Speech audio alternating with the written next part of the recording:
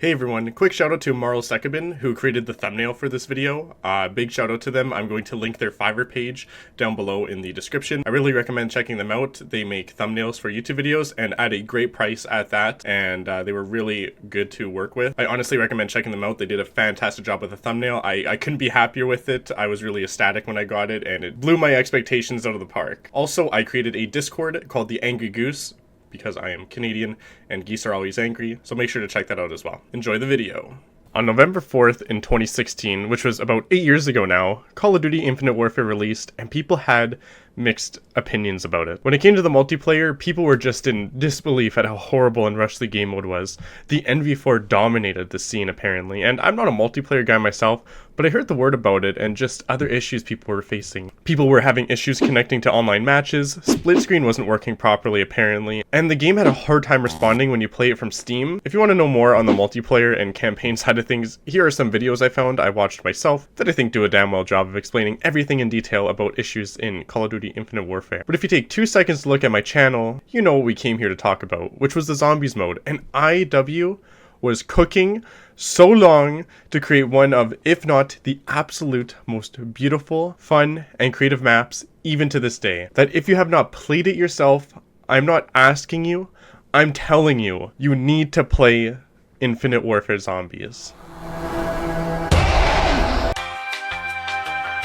Welcome to the mega documentary where we're going to be covering all the Infinite Warfare zombie maps. Timestamps are going to be in the description below if you want to know what part of the video that you're on. I also don't usually ask this, but if you enjoy this video, please leave a like and subscribe and even share. It really helps out, and I spent a lot of time working on this video. I'm not only passionate about Infinite Warfare Zombies, but I also love video editing, and a mega documentary like this took me a really long time to do, so I really appreciate the support. Infinite Warfare is one of, if not the most underrated Call of Duty in the entire franchise, especially with its zombies mode. You're going to see a recurring theme of me talking about how the launch of the game really killed it, and especially how it really affected the player base later on with the DLCs releasing. If you don't know, in Call of Duty Infinite Warfare, the trailer was the most disliked trailer at that time, which is crazy to think about. Especially nowadays where videos, I'm going to say Mr. Beast as an example, like that man just pulls views and views. People were just feeling the fatigue and wanted boots on the ground again. And Infinite Warfare was the turning point where people were like, you know what, I'm just sick of this. I'm throwing my hands up in the air. Call of Duty,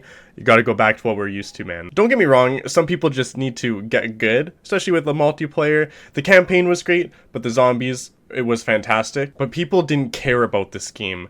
But for the zombies, it was a completely different world that people didn't even get to experience. The launch map Zombies in Spaceland was an instant classic, and we get introduced to our 4 main protagonists in this new storyline: Aaron Dorjaniels, Andre Wright, Poindexter Zitterman, and Sally Simpson. Our protagonists are actors who were invited to the famous Willard Wyler, who was showing off his new film, Zombies in Spaceland, and little did they know they were going to be playing the biggest part into it.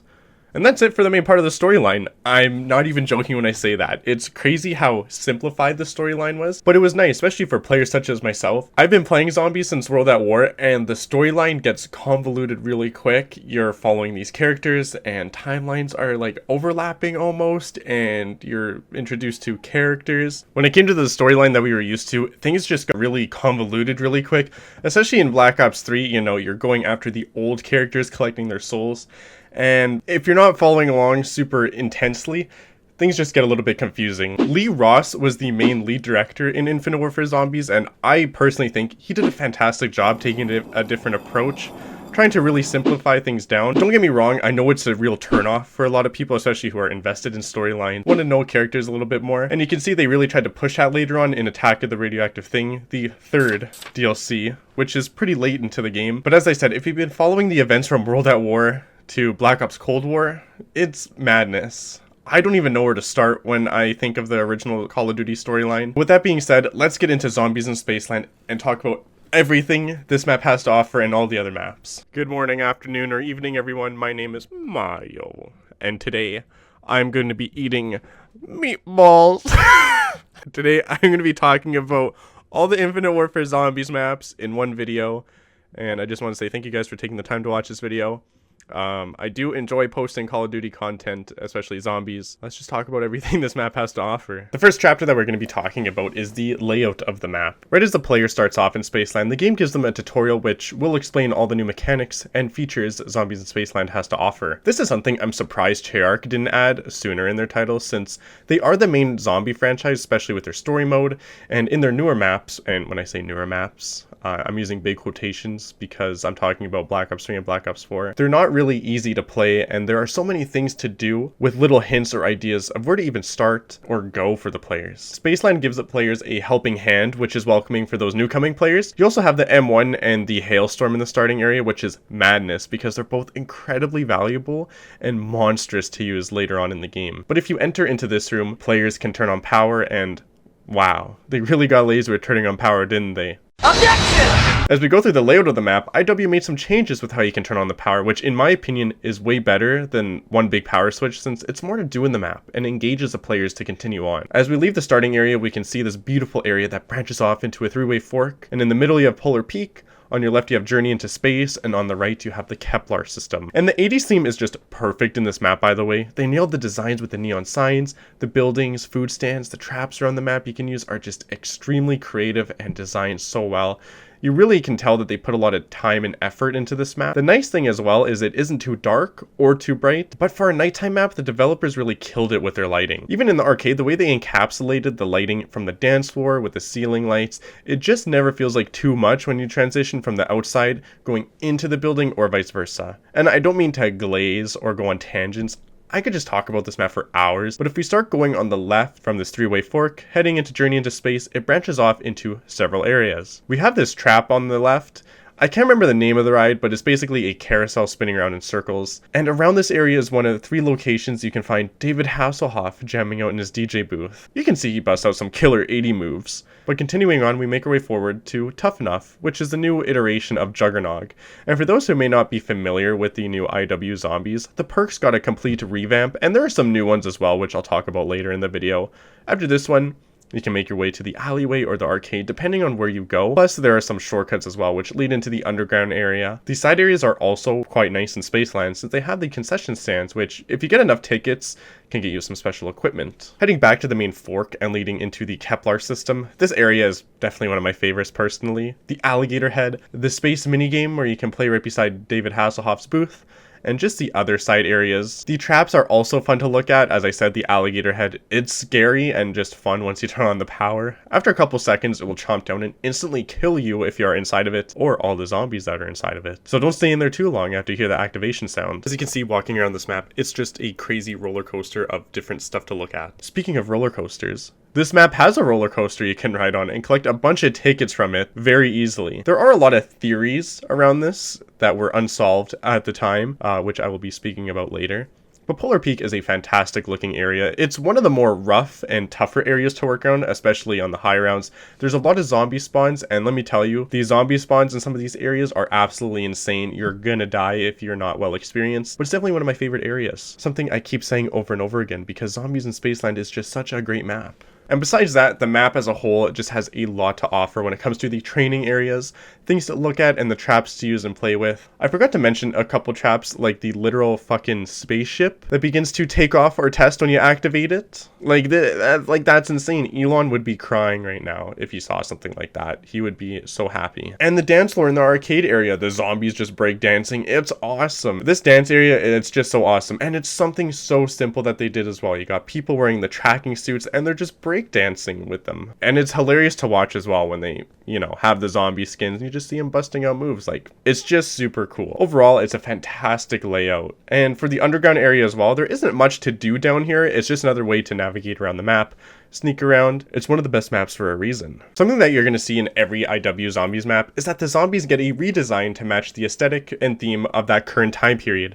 And as you can see in Zombies in Spaceland, they killed it with how they designed the zombies, and they just look incredible. Going from one model to the other, to the cop zombie, they're just crazy. There are zombie variants in Infinite Warfare Zombies, but it isn't anything drastic like Advanced Warfare. Throwing one zombie type after another to the player, it's just madness. But we're not talking about that. The cop zombie is just a more beefy zombie than the regular ones. They also do extra damage when they hit the player, so you need to be careful, especially if you've been hit a couple of times already. And they are also unable to have their limbs taken off. Also, this is a new quality of life change added to Infinite Warfare zombies.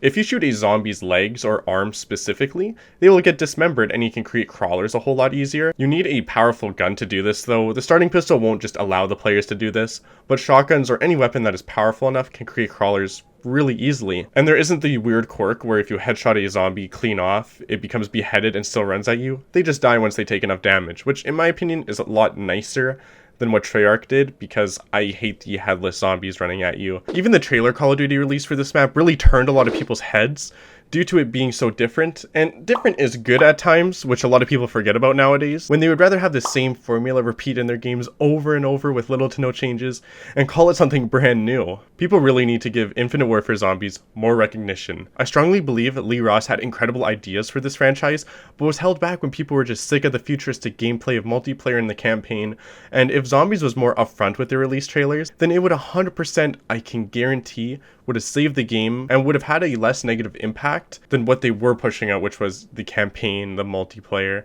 But it's not like we can really change that for what happened in the past, and it's definitely an achievement to have the least liked video on YouTube at that time. But other than that, this 80s theme captivated a lot of people, and I'm sure for some people it may have been nostalgic with the designs of the buildings or the items you can see in the background like Slurpees and just iconic arcades, where they were popular back in those days. Even when I was growing up, arcades were dying out in my city, and a lot of time they were going bankrupt, so I got to experience them only a little bit, but that's it. And while it's not like I was born in the 80s to experience state fair rides or carnival games, I wonder if anyone watching this video was born from the 80s as well. If you are, let me know in the description. I don't even think I was in my dad's balls at the time. What?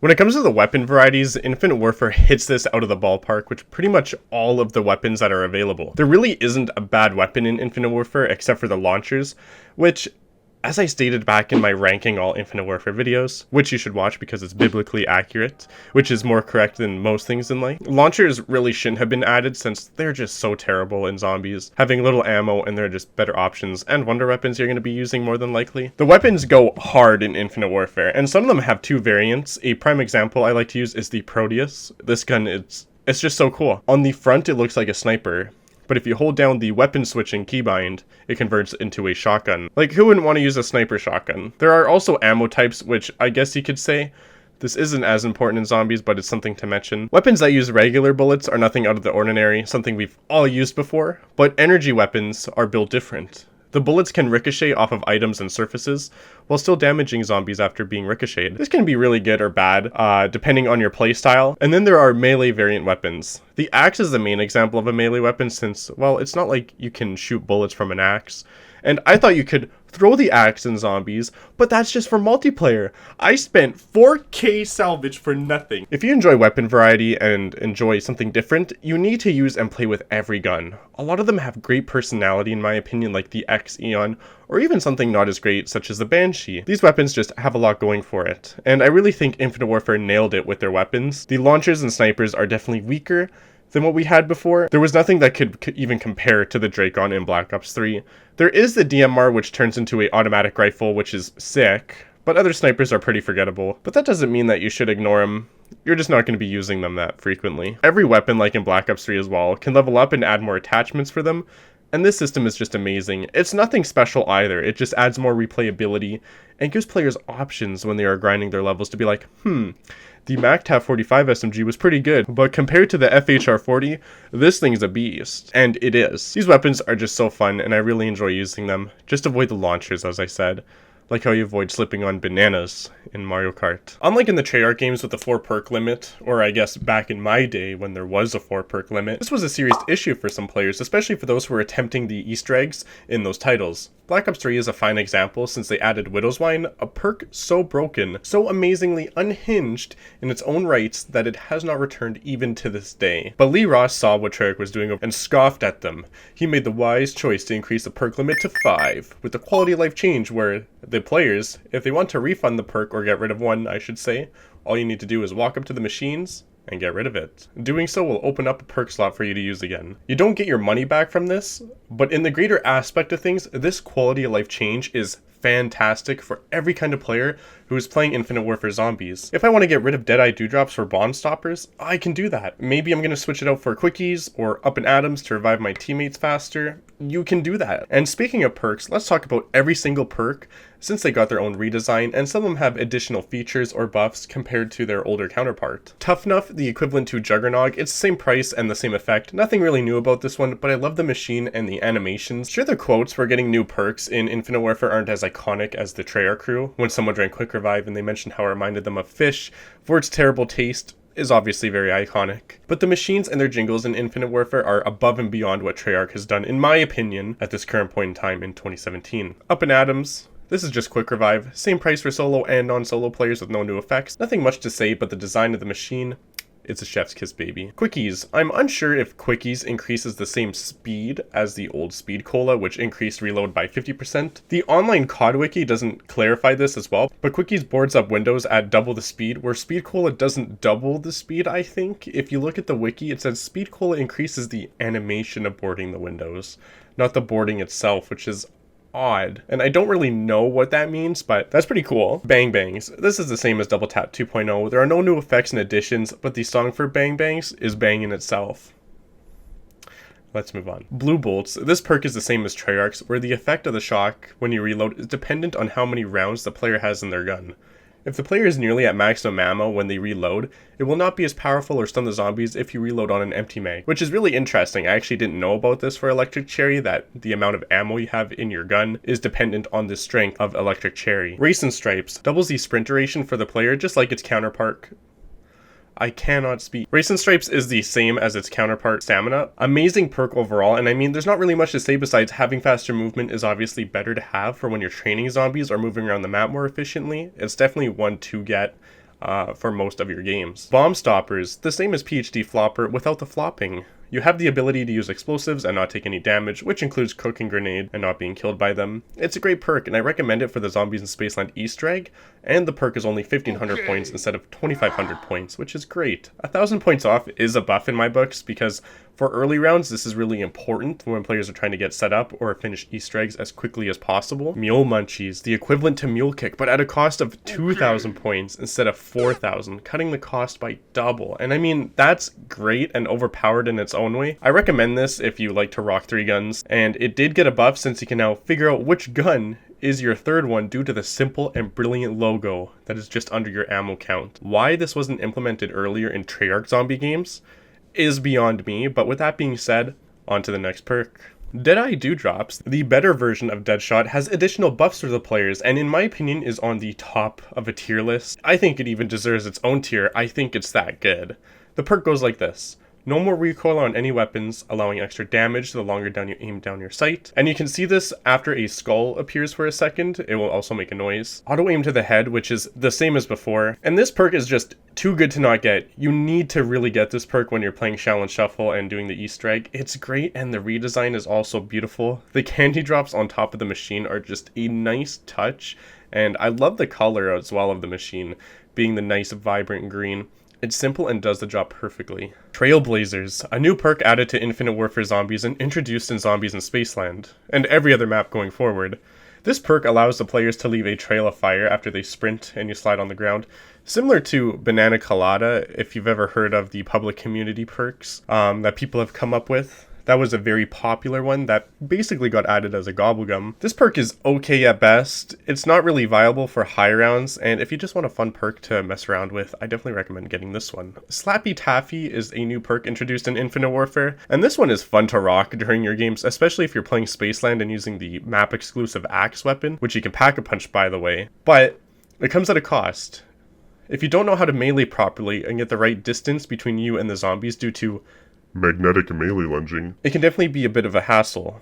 But if you want something fun to use, why not get it? Besides, if you don't like the perk, you can always return it and get your slot back. Change Choose. Introduced in the best map, Attack of the Radioactive Thing, which you can argue with me about since I'm 100% factually correct and completely unbiased. This perk allows the players a ammo variant, which will be changed or swappable the next time the player goes from a red screen, or one hit away from downing in other words, to a different ammo variant. This perk is not only one of my personal favorites for its jingle and just the way it was implemented, but it fixes the overpowered ammo variance Black Ops 3 suffered from. I won't go into great detail about this since I'm going to be speaking about it later on in the video, especially during the attack of the radioactive thing section of the documentary, but this perk, it's goated and it's just so underappreciated. Also, I know I mentioned tier lists earlier, but here's the tier list of the perks, and this is 100% biblically accurate, so you cannot argue against me about this, and if you are, leave a comment down below. The zombie hitboxes and AI, in my opinion, got a quality of life change. If I were to describe them for you, how it feels like when I'm training hordes, or just even going through and zipping past a bunch of zombies, it's like butter.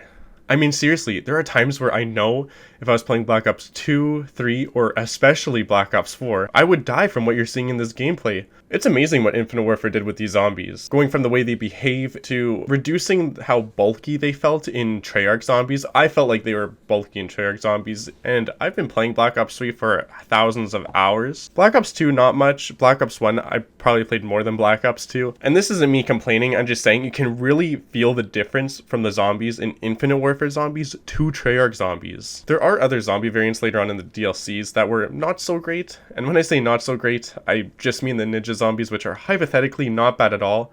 Just the execution and their AI's behavior is pretty bad. But the zombies in general in Infinite Warfare are just so smooth and fun to work around with, which is great since, well, that's the biggest part of the game. I know some quality of life changes that have been added in other Call of Duties as well is when you can stagger the zombie after you shoot them. But a new addition that Infinite Warfare added is you can dismember limbs. If you want to make a crawler, just shoot off their legs. Need to dismember only arms off for some reason? Just shoot the arms off. The zombies also try and spawn ahead of the player, and you can really see some developers go crazy with this in some zombies games such as World War II, which isn't the sequel to World at War. I'm so sorry, guys. That I don't know what I was talking about in that video. We're just gonna ignore that. And Black Ops 4 especially, where these zombies are spawning ahead of the players. But Infinite Warfare spawns in each of the maps are not really terrible when it comes to this. You do need to be more prepared on those higher rounds. And don't get me wrong, yes, after round 20 you may have a tough time due to the fast spawn rates, but for veteran players, it's like the cherry on top due to less wait time. Fate and Fortune cards are the Gobblegum equivalent that was implemented in Black Ops 3, and I mean, at the end of the day, they're the same thing with some different ones close and far between for what they can do. The Ghost and Skulls Fate and Fortune card is just a perkaholic, but you still get to play the game, which is nice in a way, but annoying to those who just want to continue through rounds and get your perks right away. Some cards allow you to spawn weapons to use temporarily, some cards create healing areas and boost regeneration for a certain amount of time. I personally don't use much of the paid Fate and Fortune cards since the ones you get for free are amazing in their own way. Sure, I do understand I get to use Coupon Clipper, which is super useful since a double pack of punching costs 10,000 points. And I could just do it for free once I activate the card. Or I could just use the card on the money to open the map a lot faster since it will help increase your points. And I do understand that getting these paid cards can be a challenge, especially due to microtransactions. And there isn't the glitch like in Black Ops 3 where you can just back out or close the game and get your cards back after you use them. The game remembers and you lose it forever, so you better get your money worth out of those paid cards. But as I said, there are some unique ones I will be showing off. Some are Explosive Touch, which you're not going to believe what this does. Twist of Fate spawns a tornado to kill zombies for 60 seconds. This one's really interesting. Is it great? Not really, but it's still a fun card. Black Hole Fun spawns a gravity vortex gun for a minute. Evade lets you boost or dash in the air, increasing your movement speed.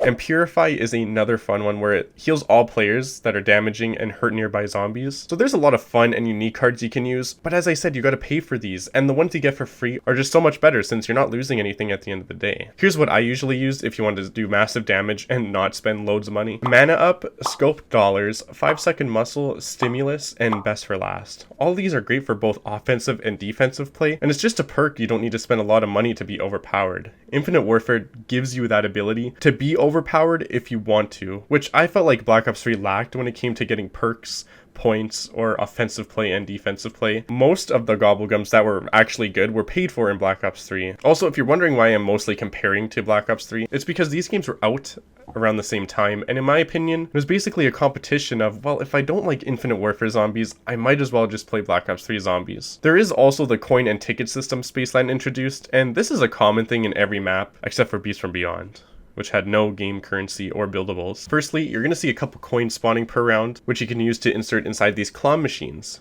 Now, depending on what color you put into the machine, a different trap is going to exit, and some are better than others. The best is the boombox and the Medusa device, in my opinion. All do infinite damage, and all are great get out of jail free cards, except when the zombies don't jam out to the boombox, but whatever. You can also get these toys out of the claw machines if you insert the proper order into them, which I'll be explaining later. Now, let's review each trap you can get from these claw machines, since there's a fair amount that Spaceland introduced. The sentry gun. This one is just for players to use who are camping. You can build this one by inserting 3 blue coins or 2 greens and a red. This one is alright, and I'm going to be putting it in D tier for dog shit. So I guess it's not that decent. Windows laser trap. This one is as useful as it sounds. Well, it's just gonna do that. Trap zombies in the window. Kindle pops. Fun to play with, but not to eat.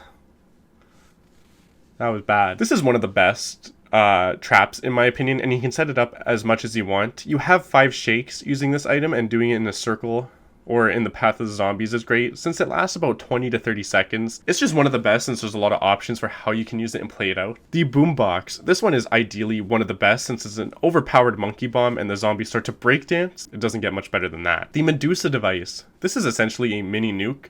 You need to kill zombies around the trap so you can charge it, then once it's ready, you can detonate it, and it gives you a couple seconds of breathing room. Fireworks. This one is really visually appealing, but for actual gameplay, it's decent at best. The replicator is basically just turned. It makes a friendly zombie. It's powerful, has a lot of health, but it's just bad. The electric trap, if you're like me and you're running around in circles around the trap, it's actually really decent, and I was shocked by this when I was doing it in my gameplay. But to be honest, there's better traps you can use. The magic wheel, which was introduced into Infinite Warfare, is essentially the new mystery box. The newest revamp design from all the other Call of Duty titles. I'm sure most people call it the mystery box still. I think the mystery wheel fits in Spaceland, and when it comes to the other maps, I really wish that they did a different design so it could fit the theme. It's just thrown out of place, especially for maps such as Shaolin Shuffle or Attack of the Radioactive Thing. I really don't know what they were thinking, especially with Attack of the Radioactive Thing. You have this 50s map and there's a carnival wheel. It's just kind of out of place. The Brute is the big bad in Spaceland, and this guy is actually pretty scary. He has several attacks, one being his slam, which does pretty big damage, taking you down in 1 or 2 hits if you don't have tough enough, as well as his iconic and super annoying laser attack that tracks the player. This one is also scary due to how much it can stun the player, especially if you're directly caught in the middle of a horde. It's going to take you down pretty quick. And his throwing attack, which in my opinion is more of a warning of the Brute, letting you know that Daddy's thirsty. The only way to damage him is by shooting the mask, and then once you deal enough damage, the Brute inside is going to take it off and he's going to start rampaging towards you.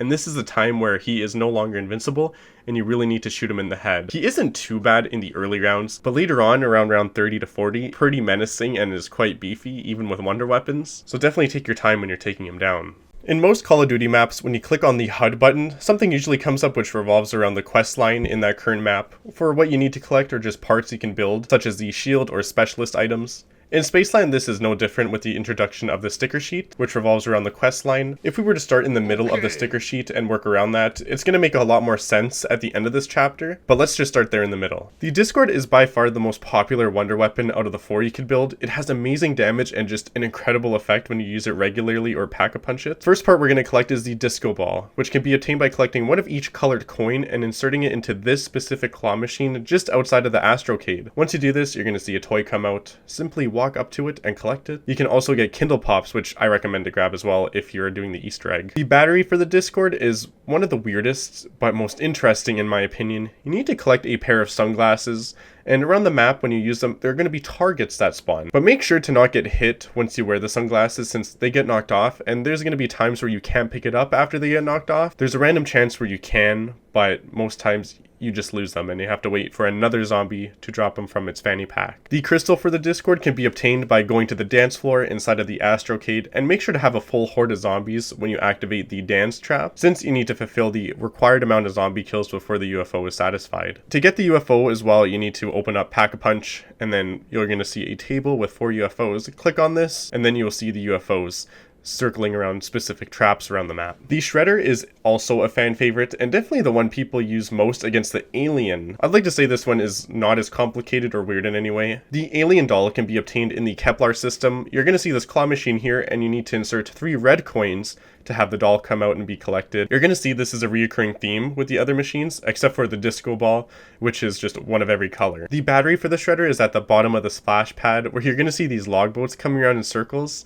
and you're going to have a wet and wild time. Wait for one specific log boat to roll around, which is going to be carrying a battery on the back of it. Shoot it with any gun, and after it disappears, go to the main splash pad, and you'll see the battery coming out of the random water spouts. Wait at one of them until the battery luckily ends up where you are, and then you can collect it. This part can be annoying, but it's still pretty simple. And the crystal for the shredder is you're going to need a full horde of zombies to get sucked into this trap in the Kepler system until the UFO is satisfied. Also, you're going to need to collect enough tickets, specifically 300, to buy an extension that you need to add at the end of your gun. Then you need to kill zombies to follow the UFO and satisfy it as well once it has enough souls. This is the same for every UFO, by the way. The head cutter is one that is pretty interesting. It's still easy, but not a lot of people go for this one, which I find odd since it's hypothetically the closest and fastest one you can obtain. The rocket doll is at this claw machine, and you only need to insert blue coins, which will spit out the rocket plush for the player to collect. Nothing out of the ordinary. The battery for this is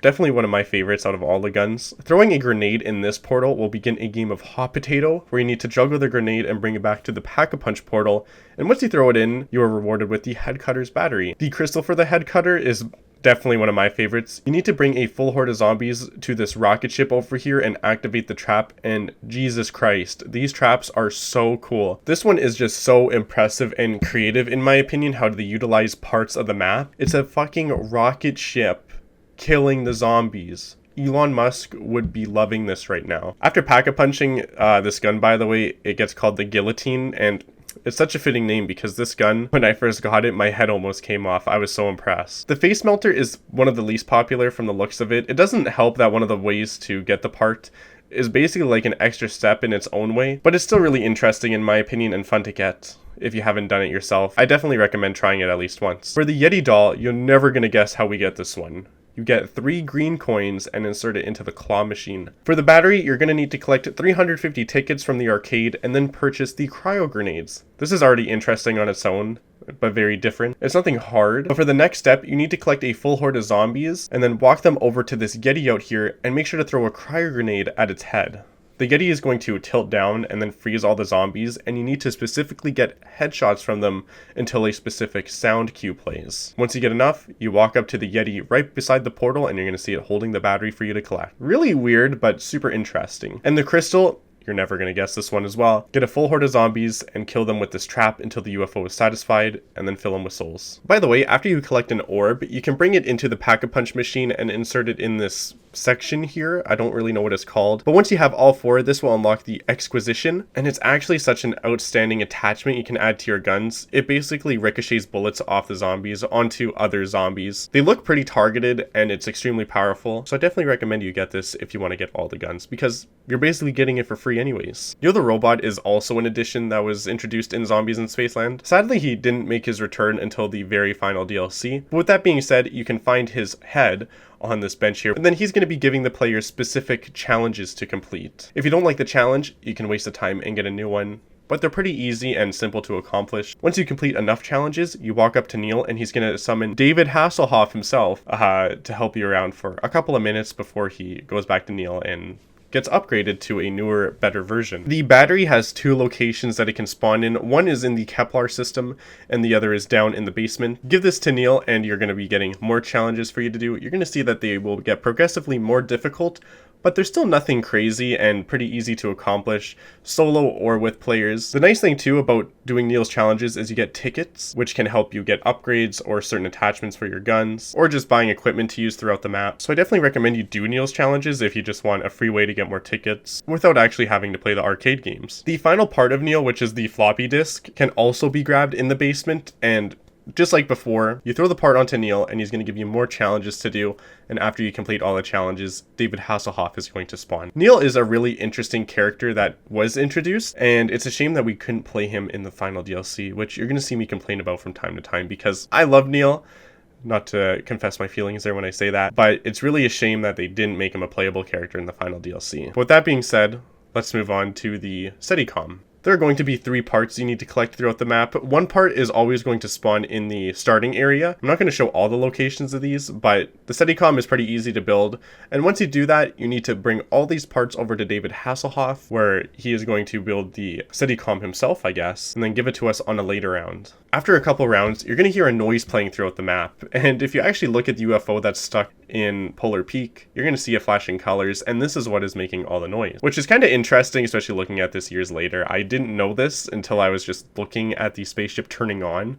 I always thought this was such an interesting and fun detail, but I guess it makes sense since later on we're going to see more of this UFO in action. Going up to David Hasselhoff again, he's going to give you the Sekiban, and there's going to be specific locations for the player to place this, and this is basically going to be a protect stage in the Easter egg. You need to make sure that the Sekiban doesn't take enough damage, or else it's going to break and you need to restart the step, and you're not going to have any ammo since this step is quite difficult, and when Spaceland first came out, people couldn't even get past this due to the high difficulty curve. Some locations are easier than others, don't get me wrong, but still, it's not an easy step, especially if you're a new player, and even for me as a veteran player, I struggle with this depending on the locations I get. The splash pad is the worst since it has the highest spawn rate, and the zombies also get a buff increase in their health. After successfully protecting the Sekiban 3 times, you bring it back to David Hasselhoff, and after a couple rounds, he's going to give you these sound pads, which you can place in the starting area, and they do have a specific order for how you can place them, so you can always have the same colors every time you do the boss fight. It's not random. I think it spawns yellow, red, blue, green, but after you place them down and start the song, this is when you enter into the boss fight. The boss fight in Zombies in Spaceland can essentially be separated into 2 steps. The first one being Simon Says, and the second one being the actual alien boss fight. When Spaceland first got released for players,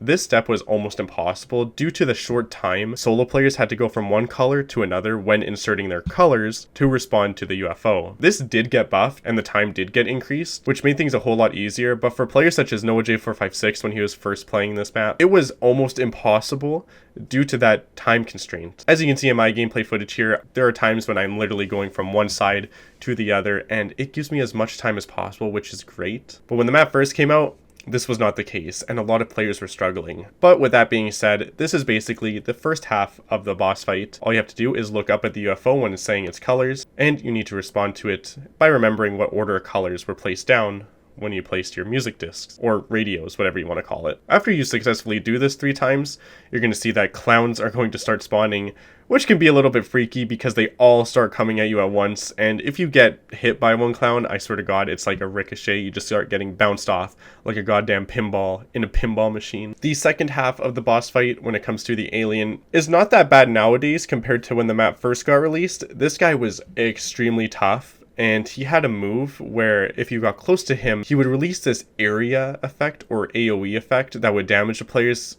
and it was basically like a game over. If he spawned on top of you, you were done. You can look up iconic NoahJ456 clips of the alien just screwing him over time and time again, but nowadays with the alien, it's still tough, and you need to know how to run around the map, utilizing your space and being especially aware of where the alien is, since his moves are huge and have a lot of AoE effects, and he can just zoom around the map at times. With that being said, if you're experienced enough, you have really good awareness, really good skills with training zombies, this boss fight isn't going to make you struggle, but essentially once you get him to red health and deal enough damage, he's going to kneel on the ground, and you'll need to hit these tubes on the back of his backpack. You do this a couple times, and once he has no more tubes, you can just shoot him regularly and he'll just go down. This boss fight is really good and one of my favorites in my opinion. I love all the boss fights in Infinite Warfare. I think they're all fantastic in their own ways. Spaceland was just the introduction, obviously, to later tougher boss fights. But this one is more iconic and relatively true to the zombies formula, unlike Shaolin Shuffle or Attack of the Radioactive Thing, where there are gimmicks in the boss fight. But still, I think this boss fight, compared to the others, it's still fantastic and holds up on its own even nowadays. And people still have that challenge with this boss fight, which is good. It would be a shame if the boss fight was too easy. But Spaceland really holds up for a lot of things that it was going for when it first initially launched. In Zombies in Spaceland, there's almost a main side Easter egg in every map that the players can do. Each map has their own ghosts and skulls, and obviously this got introduced in Zombies in Spaceland, and they're quite difficult, especially if you're inexperienced with Easter eggs, but it's definitely something you should do, since after you complete them, you get a permanent perkaholic. Even if you go down 100 times, you're still going to keep your perks after you get revived. Unless it's solo, you're only going to lose your quick revive, but even then, you get all your other perks back. To do this, you need to complete 6 steps, which can range from being extremely easy to overly complicated. Spaceland isn't too bad, it's the introduction, so obviously didn't want to make things too difficult, but later on in the maps, things go a little crazy. The first skull to complete is in the starting room. You need to pop the balloons in front of the player right as the game starts. This one is pretty simple, and you can also hear a very distinct sound cue after you complete that specific step for the skull. For the second skull, you're going to be spelling out the word ghost, and by doing this, you're going to look at all the signs around the map for the attractions, concession stands, anything that basically has a sign. A skull could possibly spawn there, but only for the letters ghost. Starting from the letter G, you need to go around the map, look for any signs that have the letter G on it, and you can see in my gameplay here, the skulls can be a little hard to see, so you really need to go up to that specific sign, or just ADS with the sniper if you're really having a hard time seeing, just to make sure that the skull isn't there. Once completed, you're going to hear that very iconic sound that you'll get used to in the later maps. For the third skull, you need to go to the dance floor at the Astrocade and specifically kill zombies on certain tiles of the dance floor. If you look at the Ghost and Skull machine, you're going to see 1984 as its number, each in its own separate color. So for green, you're going to have to kill 1 zombie on a green tile. Next is the blue tile, and you need to get 9 kills, so on and so forth. This one is hypothetically the most difficult, especially if you're doing this solo, and you don't have the capabilities to micromanage as much, since if it's co-op, you can just have a player hoard the zombies and then you can just kind of trade off. This one is definitely the more difficult one, but with that being said, this next one is definitely where players had their breaking points. For the fourth skull, you need to play Cryptid Attack, which is pretty easy. As you can see, you're just throwing the ball. Black Hole, you need to make sure you get the 50, or the jackpot, I guess you could say. Rings of Saturn, the Zombie Zoom, and the Bailing for Planets, which is the most difficult in my opinion, and a lot of people don't really understand how this game works, and don't get me wrong, I'm the same. I struggle with this game from time to time, but after some practice, you'll eventually get this. Once you completed all the games, you're going to hear the distinct sound. For the fifth skull, you need to complete the Easter egg, which is interesting, and while wearing the sunglasses, you're going to see a giant skull hovering over and sliding from left to right over the teleporter. You basically need to do the same thing as the UFO. Right as the skull is about to hover over where the laser launches, you need to activate it and make sure you destroy that skull. I think you can do this without your sunglasses, but you need to get extremely lucky. Don't quote me on that, I'm not too positive, but after this step, things are getting really easy now. That's because for the sixth and final skull, when the brute spawns, lure him near the Ghost and Skull machine and get him to laser the arcade game, and that's it. Walk up to the machine, interact with it, and this is Ghost and Skulls. Taking a look at this gameplay, it's really interesting, and I think it's super cool in my opinion. You collect the ghosts spawning around, and you just shoot them at the skulls, and you gotta make sure that for the ones that are lighting up red, you destroy those first, because if you get 3 that escape, you need to do it all over again. And for what Ghost and Skulls is, it is pretty rewarding for the player. You get Perkaholic, which is absolutely fantastic even after you go down, so it's definitely worth it, especially for those who are up to the challenge and are even doing high rounds. If you're doing high rounds, I mean, it's like a no-brainer. Why wouldn't I want to have all the perks, especially if I made a mistake, went down, and I don't need to collect them all again. It's just there in an instant. It makes things a whole lot easier, and it makes sense, especially for those who are more hardcore in the zombies area. In Infinite Warfare Zombies, there are celebrity characters that you can play as after you complete the Easter egg. In Zombies in Spaceland, we get to play as David Hasselhoff. I fucking love David Hasselhoff! I don't know anything about David Hasselhoff besides he was in SpongeBob and he fucking wedged SpongeBob in between his chin, went down to Bikini Bottom. Like, it was fucking awesome. I fucking love David Hasselhoff. I feel like the man really needs no introduction. If you don't know who David Hasselhoff is, he's an huge actor in the Hollywood scene. I'd like to say maybe kids that are being born in 2010 may not know who David Hasselhoff is, but I feel like the majority of people just know who he is. Besides the absolutely iconic film of him starring in the SpongeBob movie, I'm going to be just reading some facts about David Hasselhoff that maybe you didn't know about, and facts that I also didn't know about. I feel like there's not much to say about David Hasselhoff compared to Elvira or Pam Grier. These celebrities are still very popular, don't get me wrong. For someone like David Hasselhoff, we've all seen movies with David Hasselhoff. I know a lot of people understand and know who Elvira is, but they probably never seen her movies since they're a bit older. Same with Pam Grier. Like, I don't really know anyone that's ever seen a Ugh. I don't really know anyone that's ever seen a Pam Grier movie. David Hasselhoff got married in 2018 in Italy during a small ceremony alongside family members and close friends. For David Hasselhoff's net worth, he has more than $100,000. Do you want to know how much David Hasselhoff makes on reruns? Just from Baywatch alone, it's $4 million. According to some reports, lead actor David Hasselhoff, who seems to be enjoying never-ending popularity as a meme model, still brings in about $4 million from the show annually. Did you know that Hasselhoff in German means hazel farm? Hasselhoff is a German surname that carries a rich history. It's a compound of two elements, hazel meaning hazel and Hof meaning farm or court. Therefore, the name Hasselhoff can be interpreted as hazel farm, likely referring to a place where hazel trees were grown, or a farmstead surrounded by hazel trees. One of David Hasselhoff's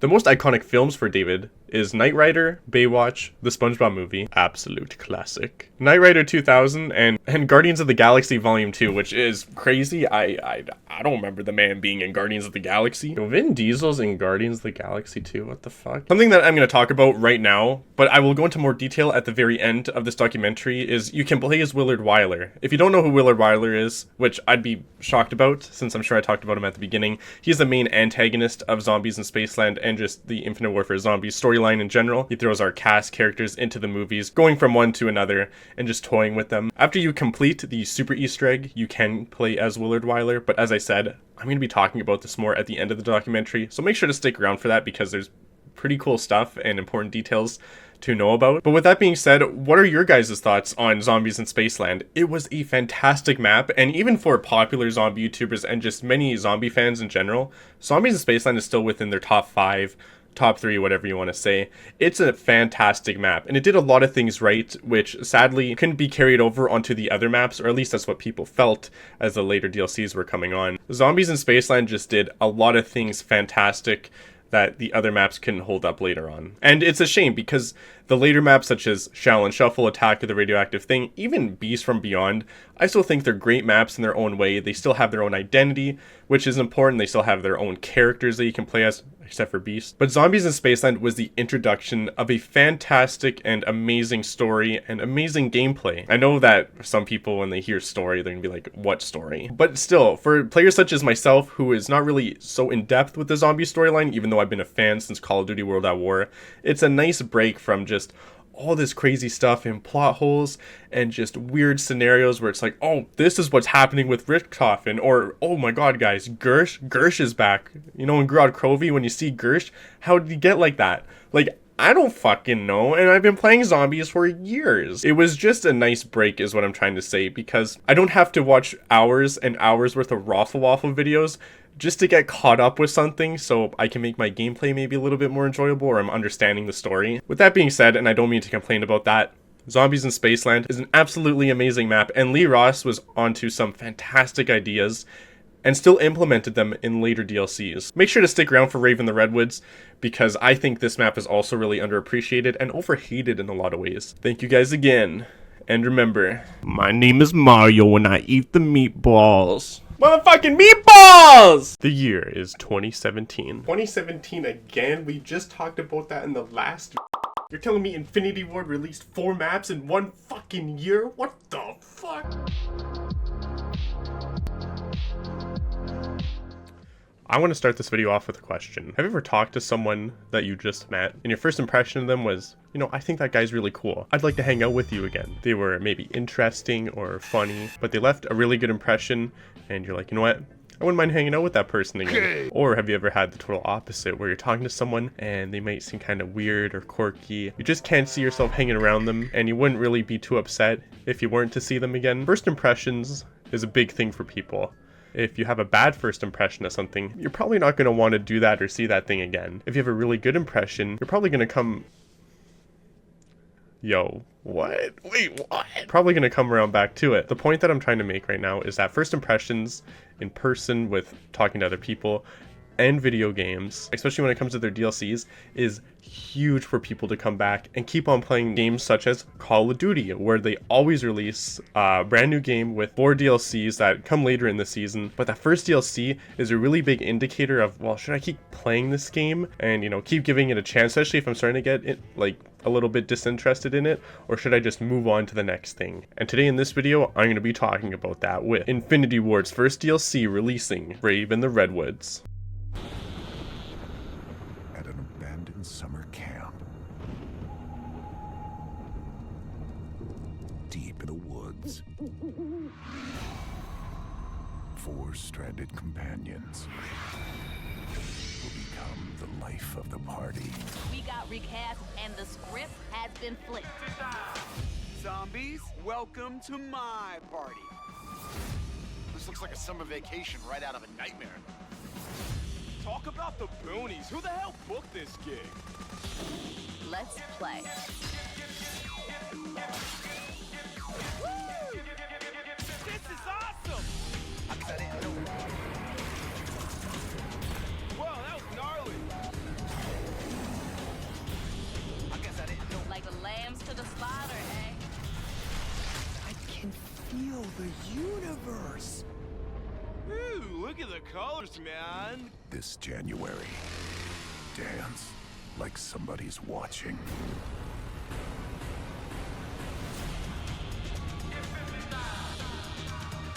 From the rave to the grave. Like a boss. You dead now, home?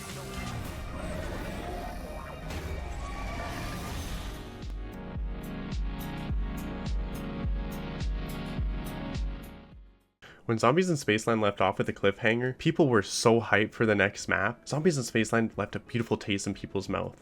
The map was perfectly versatile, it had a great map design, great boss fight, and people were wondering what is going to happen next. And Zombies in Spaceland is still remembered as one of the best maps of all time for zombies. This is due to its design and also just the tough boss fight at the end, and I guess you can say Ghosts and Skulls if people remember that. Ghosts and Skulls, pretty difficult.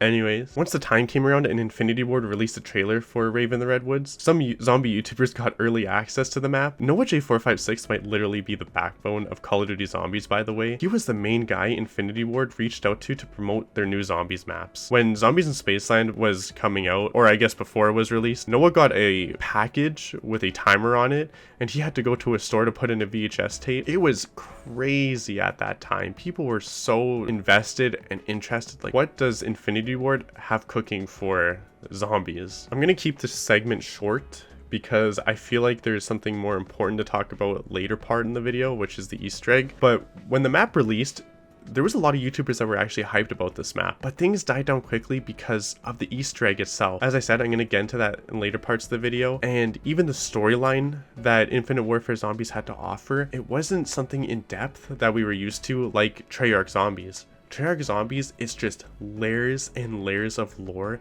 they can keep going into deep dives with. It just never stopped, and there was always something to decode, decipher, find out, kind of piece together. And Infinite Warfare didn't provide that to its audience and fan base, which also made the game die a whole lot faster. If you don't have a storyline with a great foundation, or even if you don't have a storyline that's that little bit of complex and you have mysteries to kind of get pieced together for people, no one's going to be invested because, well, what is there for me to be invested to? What am I curious about with the storyline? If there's nothing for me to be curious about and be interested in, where it's like, I wonder why this character is doing this, or who really is this character? If you don't have any of those within your story, people aren't going to be invested. So that really left a bad taste in people's mouth, especially with Brave of the Redwoods, because it didn't offer any of that. Okay guys, video's over, you can go home now. I feel like a big factor that people forget about when it comes to Infinite Warfare Zombies is that the game in general had a terrible launch and was very negatively received. Sitting right now, I think the trailer is around 4 million dislikes. Can't see the dislike ratio, but I just saw a picture on Reddit. Have to trust me on that, I guess. The amount of poor reception is naturally going to decline the sales of the game. No matter how many people are into the franchise, the amount of dislikes was insane at the time, being the #1 dislike game and YouTube video at one point. Multiplayer was also just not it when the game released. There was a singular metagun, and the map designs weren't the greatest, and also the introduction or the continuation of loot boxes made made people very upset, myself included. I'm not a fan of loot boxes. I think it's a really cheap and scummy way of companies getting more money out of people. And the campaign was alright, but no one played it because people weren't interested or invested in the game, and people were just getting sick of the ultra futuristic COD games that capped out at Call of Duty Advanced Warfare. People just wanted boots on the ground, keep it simple, but they didn't get that, so people were naturally getting fatigued.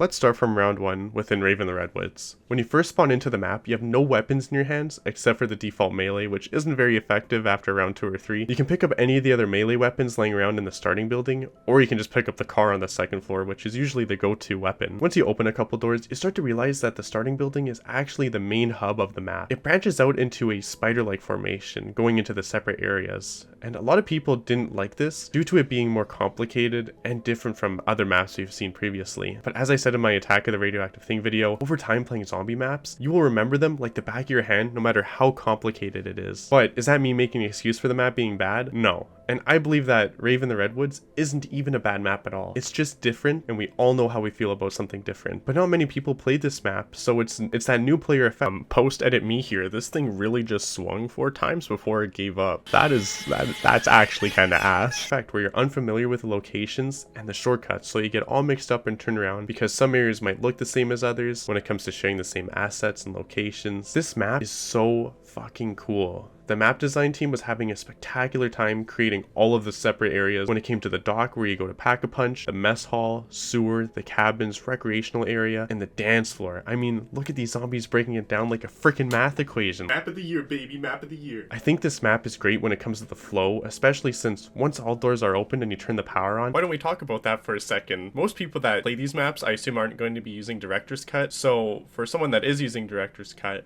opening all the doors is actually pretty simple because I start off with 25,000 points. But for those people that don't have Director's Cut and usually start off with 500 points, you need to spend 16,750 points to open up the entire map, which is also including shortcuts. That's no easy feat. Typically, in a zombies game, the player also needs to provide themselves with their own defenses. So naturally, when people are going to buy perks, you're typically going to be spending around 6,000 points if you don't get downed or something happens. Perks come at a cost, obviously, a heavy cost, and if you keep on going down, it's just gonna keep adding up. I use Director's Cut often, well deserved by the way, for all the struggle that I went through, but looking at the perspective of someone who isn't using Director's Cut, just a regular playthrough, I guess you could say, yeah, opening up the entire map is a bit of a struggle. It is a big map. Same with Attack of the Radioactive Thing, and not using Director's Cut, yeah, those doors, they're gonna cost you a lot of money. The main starting cabin has ziplines leading to every area in the map, which is easy to figure out where you're going. If I need to go to the recreational area, bam, I use a zipline. Raven the Redwoods is a map that allows players to explore and run around without holding them back. Let's go back in time for a second and talk about a very nostalgic map people remember and love, which is Ascension. Some people are about to hate me for this. I think Ascension is a perfect example of a map that limits the players for how they can run around. Yes, you have the Lunar Landers that we know and love, but if you need an ASAP get out of free jail card, you need to have already called the Lunar Landers in those specific locations. And this isn't me saying that Ascension is a bad map either, by the way, and I'm not doing its justice with that short description. It's just me explaining that the people who designed the map and Infinity Ward for Raven the Redwoods put a lot of thought and care into the design of the map for players who are more versatile and who take the extra steps to explore around and discover the map.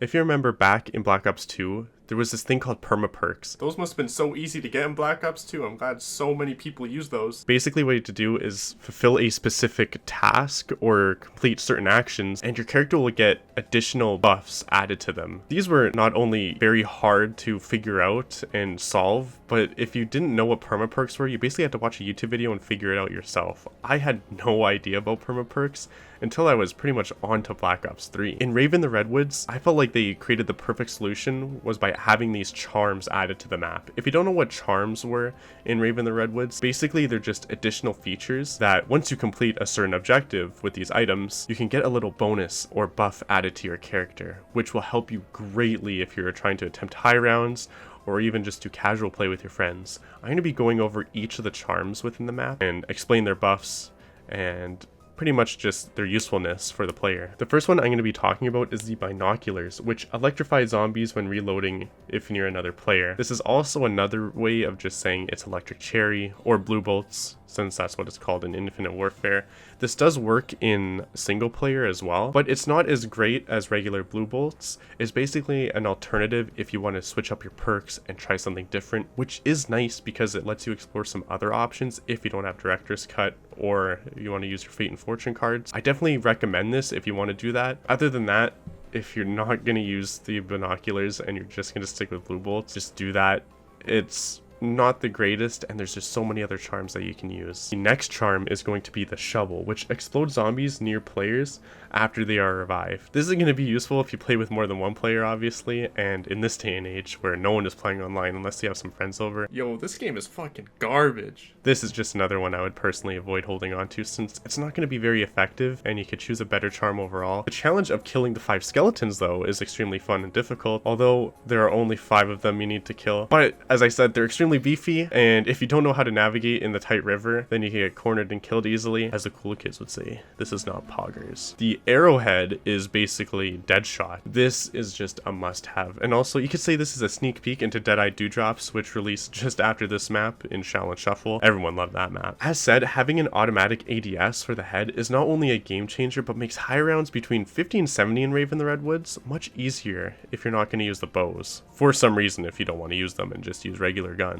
This may not be the most effective way to do high rounds, obviously, but this is just an S tier charm for that general gameplay of having the ADS automatically go to the head. This is also the charm I saw people most struggle with due to the target minigame, which in my opinion is not the hardest, but if you're using a controller, it can be difficult since you need to swing around from time to time doing the challenge. That being said, this charm, great overall, S tier. It's an S tier, baby. The ring. This is really interesting as a concept. If red screened, meleeing a zombie will get you back to full health. I think the thing for this is the learning curve with the regular user melee animation and distance you need to have between the player and the zombie. If you gotta think of that high risk, high reward. MML, or the magnetic melee lunge, if you don't get that perfect distance, you're gonna get knocked down. And Infinite Warfare, there is that learning curve with using your regular melee weapon for hitting zombies. This charm is not going to be used in high rounds most likely, since if you're a pro zombie player and you do high rounds, something like this just isn't that useful. You could use another alternative. This is definitely for more casual players who are attempting, say, the boss fight, and they're given a lot of space in Raven the Redwoods. It's just a breathing tool to get some health back. This is definitely the way to go, but it's that risk and reward that plays a huge factor, especially when you're dealing with the MML. The bird mask. This will slowly reload the weapon you have held as your secondary. This is just kind of useless,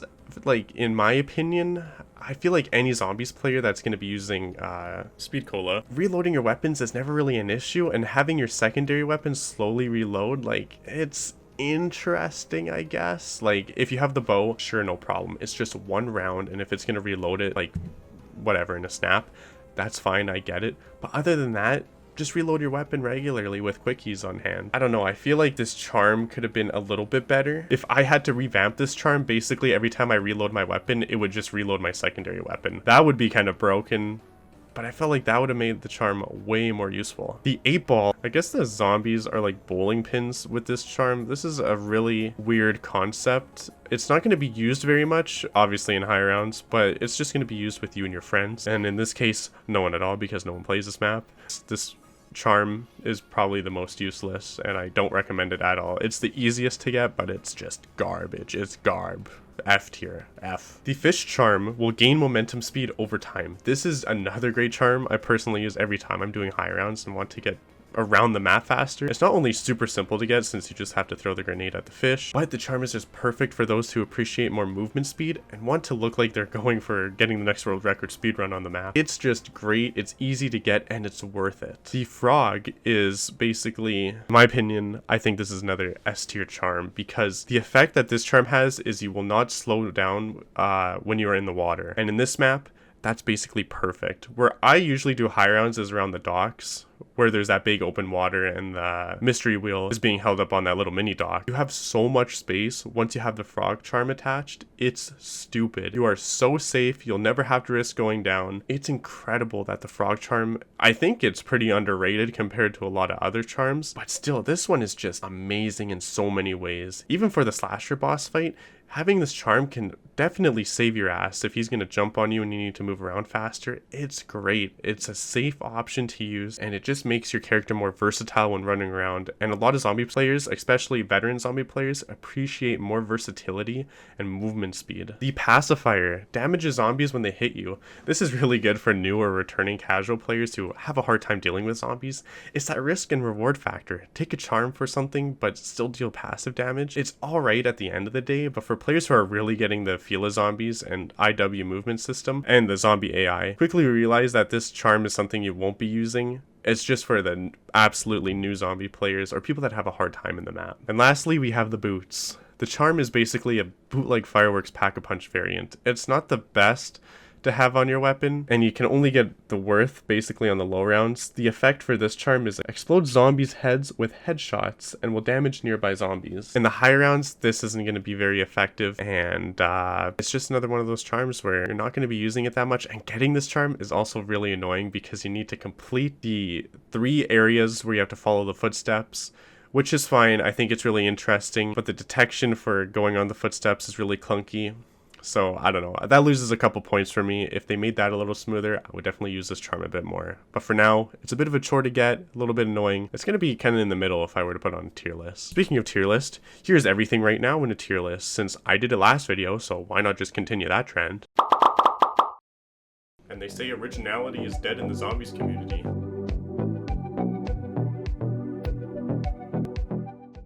Rave in the Redwoods had a very simplistic and short Easter egg. Is that a bad thing? I mean, look at the map before it. You find 3 parts to make a satellite, defend the satellite, and then you find an alien. It's basically a 3-step Easter egg in a way. Rave is like that, but on easy mode. I also know why it was solved so easy, which I still don't get why Infinity Ward made this decision to this day. If you don't know, in Rave in the Redwoods, they made it icon, so when you're near the Easter egg photo to pick up, it tells you that you're close to it. One of my favorite things when attempting zombie Easter eggs, especially if I didn't know what the Easter egg was about, was riding the walls and spamming the X or square button, and luckily picking up something if I managed to find something. Now you're gonna tell me that I actually found the part when I'm over it? Zombies in Spaceland did not do this for the Sekiban. When you found a part of the satellite, it almost blended into the map so well that when the map first launched, people couldn't find the freaking umbrella when the map came out because it was just so well blended in, and it didn't give you that icon. It's basically like a helping hand. It did not give you that line of text that says press this to pick up the item. People also always complain about Easter egg steps and how they make no sense,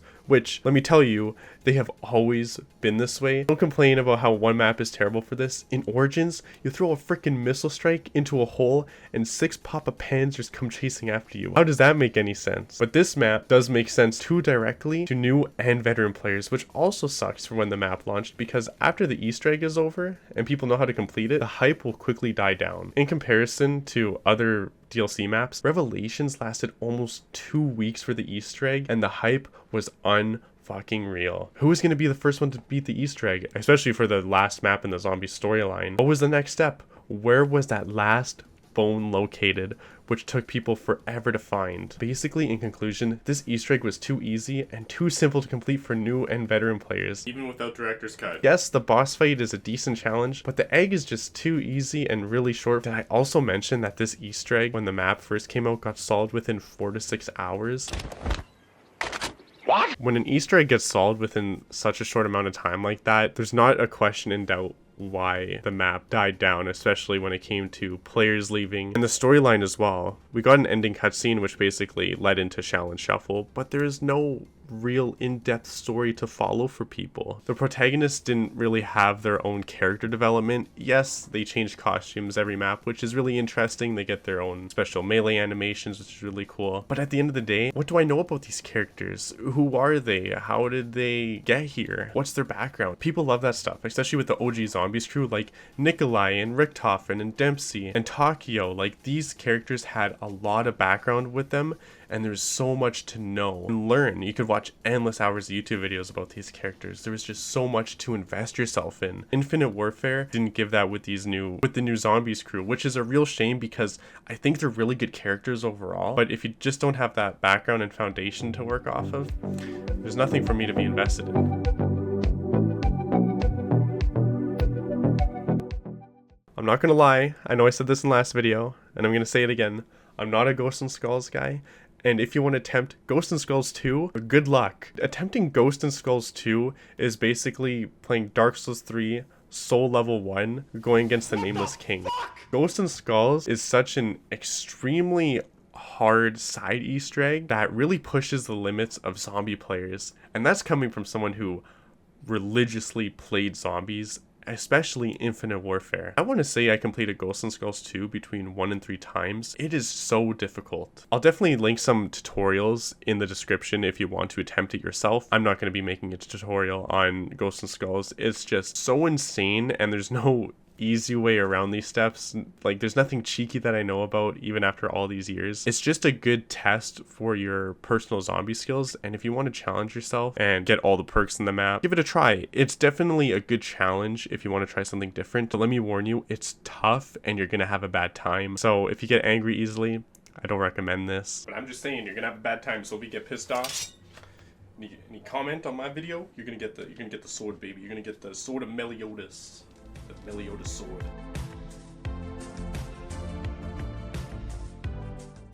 High rounds in Raven the Redwoods is basically... The way I like to do high rounds is I'm usually by the docks, I have my charms and my setup, and I'm running around in circles blasting the Reaver shotgun at the zombies until basically around 50-60, and then I call it quits. The real way to do high rounds in Raven the Redwoods is you get the bow, the trap bow, and you go to the dance floor, you shoot the 2 arrows in the bottom of the stairs, and you're basically sitting there until around like 80 to 100, until you pretty much start running out of bullets throughout the rounds, and then you need to change your setup. If you haven't seen high rounds for Raven the Redwoods, I will also leave links to videos in the description below. It's incredible what people do in Infinite Warfare Zombies to get to high rounds. The methods and strategies people go for, especially with Steve. He's a very iconic zombies YouTuber when it comes to high rounds. And in Zombies in Spaceland, I think he was reaching over like round 500, which is incredible. But in Raven the Redwoods, I personally find it a little bit boring compared to other maps when it comes to high rounds. But that being said, every high rounds is kind of boring because it's always a cheeky method. You want to do as little work as possible, but achieve the best outcome. I think a fine example of that is Shadows of Evil when it first came out, when you were able to pack a punch the Apothecant Servant and basically sit in a corner spamming it and just flying through the rounds. People love getting to round 100 that way, where you just sit in a corner and do something. But in Raven the Redwoods, it's basically the same thing with the trap arrow. But that being said, if you do enjoy high rounds, Raven the Redwoods, it is pretty welcoming to new players. It gives you a lot of space and room to work around. You have the charms to work with, and you have the challenges as well.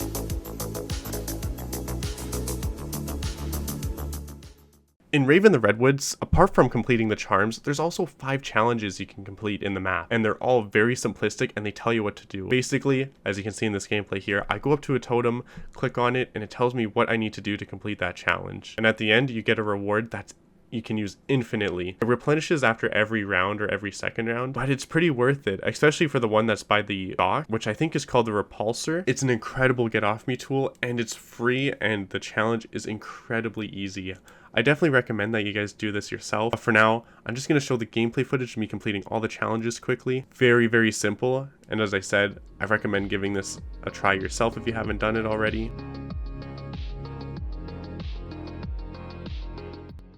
In the year 2024, or as the time of recording, which is September 10th, what people think of Raven the Redwoods now, a lot of the people that have moved on from Infinite Warfare, and especially zombies YouTubers, when they look back at Raven the Redwoods, no one really cares about the map. They think it was a bit boring, a bit bland, there wasn't much to do. I noticed that zombie YouTubers think the map was very empty, and there was little amount of objectives to do or complete.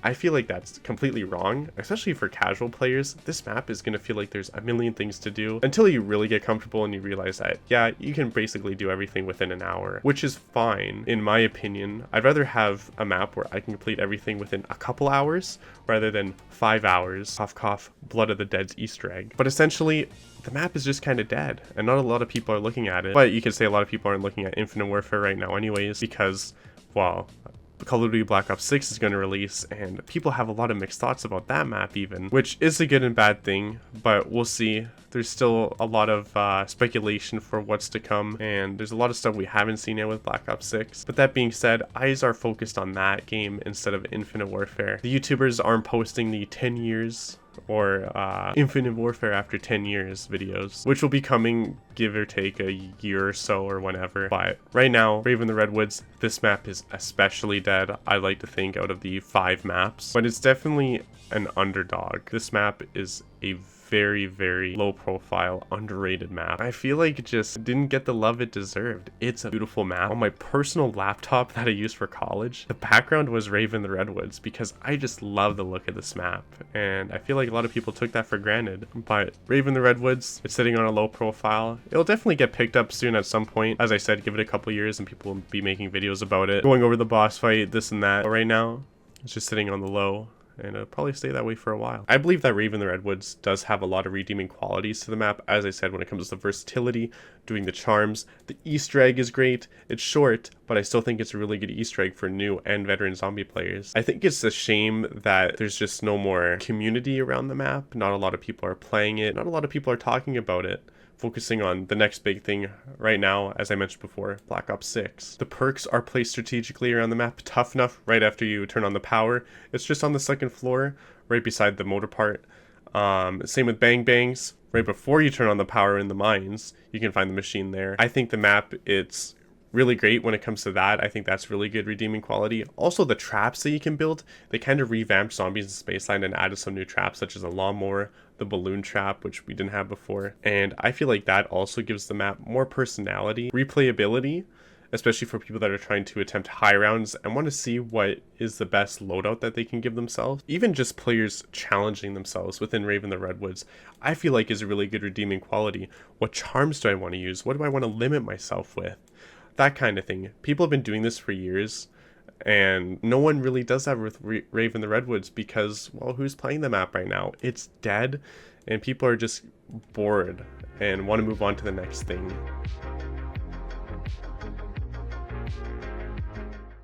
This is just going to be a super short segment on magnetic melee lunging. I know I talked about it earlier in the video, but I just wanted to go in some more depth into what magnetic melee lunging is, especially to those who are confused about it. In Zombies in Spaceland, when you pick up the axe and you try to kill zombies with it, no matter what distance you are from the zombies, you will forcefully go right up to them as you're going for the kill. And that's the same for the Raven the Redwoods starting weapons as well. No matter what your distance is, you will always magnetically lunge towards them if the game knows that you are going to hit them. This is a big difference from your regular melee weapon, since you can give yourself a little bit of distance, and you'll notice that your character won't lunge in and will still give the hit detection showing that you are dealing damage with them or you just kill the zombie. This is important, and I think with those beginning melee weapons, that really just, in my opinion, ruins them for me, because why would I want to use a melee weapon, especially if it's going to start taking a couple hits to kill the zombies? Why would I want to risk taking a couple hits in my health or risk just going down and losing the game?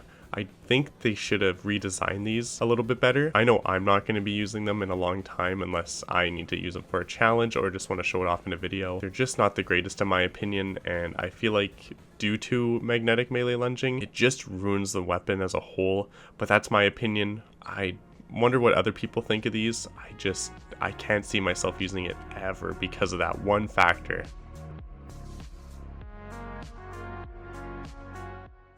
Kevin Smith, currently 54 years old, was born on August 2nd, 1970, is an American actor who directed and first debuted in a movie called Clerks in 1994, which is one of the many entertainment films he was a part of or worked in. Kevin Smith also used to host a radio channel or show which is called Rebel Radio, and if you take one look at this web, you can tell someone seriously needs to touch up on their HTML and CSS coding. This is like garbage. But I guess now he moved on from that radio show and is part of a new crew working within a podcast called Smodcast, which is a podcast channel. I literally just reiterated that like a 9th grader writing an essay trying to get 1,000 words. If you search anything up on YouTube about him, you're gonna find nothing new within at least 5 years. Everything about this is pretty old, but Kevin Smith was always known for his comedy in general as an actor or comedian. It's the 1970s, and things are about to get a whole lot more funky.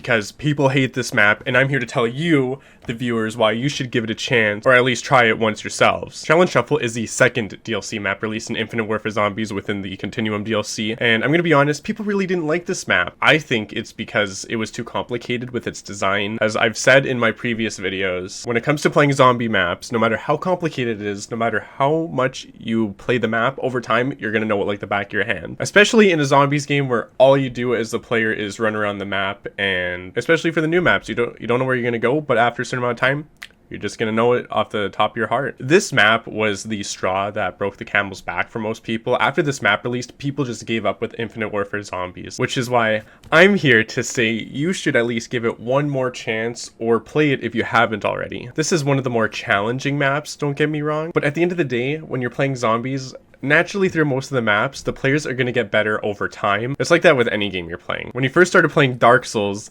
people aren't just cannons flying through the game. They're going to be dying over and over again, understanding the patterns of the enemies, and over time you're going to be dying less and naturally progressing. That might be a weird comparison to make, but I just thought I'd give an example because with maps like Shaolin Shuffle or other hard maps like Blood of the Dead, people are going to die a lot faster in the beginning because these maps are pretty complicated and more difficult. Also, if you haven't played Dark Souls, you gotta give it a try. That game's a freaking masterpiece. And why Sony hasn't remastered Bloodborne yet on the PS5 is beyond me. We're still stuck at 30 frames per second, but it is what it is. Not to get lost in the sauce. In this video essay, we're going to be taking a deep dive into Shaolin Shuffle, talking about its history with the Easter eggs and all the things that this map has to offer to the player. So grab your popcorn, grab your Donkey Kong plush, grab your eggnog, and let's get right into the most hated map in Infinite Warfare Zombies, Shaolin Shuffle.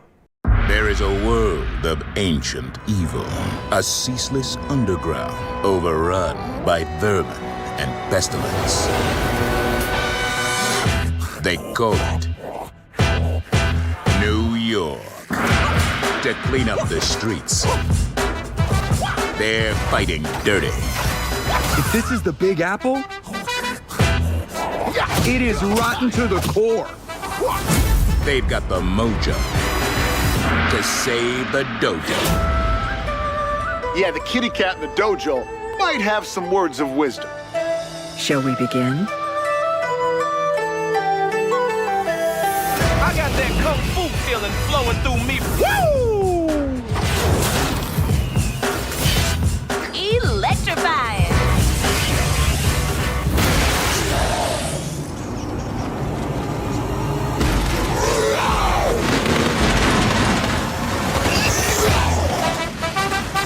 Clean up on the dance floor.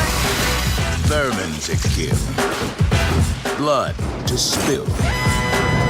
No time to chill. Here I come, baby. Damn, man!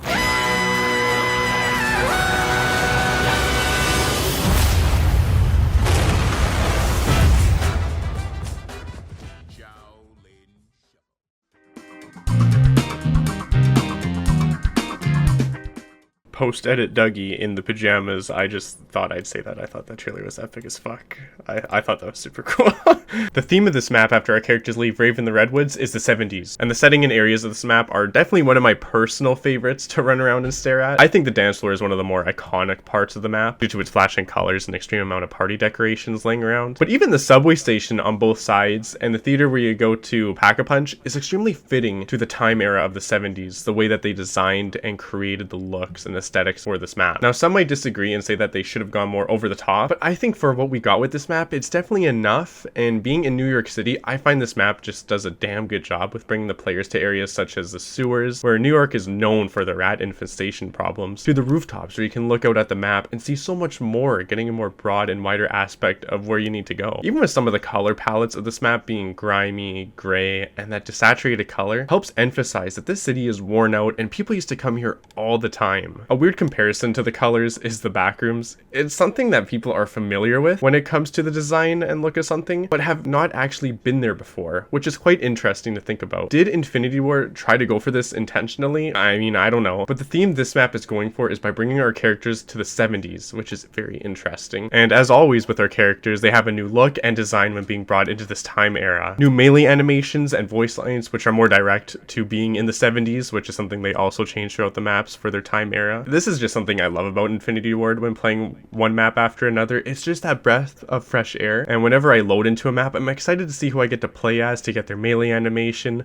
which is something I just liked about Zombies in Spaceland and Raven the Redwoods. It's cool to get something different, and it's simple as well. It's like how people play Apex Legends for the loot crates to unlock a melee weapon, but this time it's actually free, and I don't need to spend hundreds of dollars unlocking something you're probably not going to use after a couple years. We love microtransactions. Pamela Suzette Greer is an American actress and singer described by Quentin Tarantino as cinema's first female action star. She achieved fame in her starring roles in the string of 1970 action movies, blaxploitation movies, and women in prison films for American International Pictures and New World Pictures.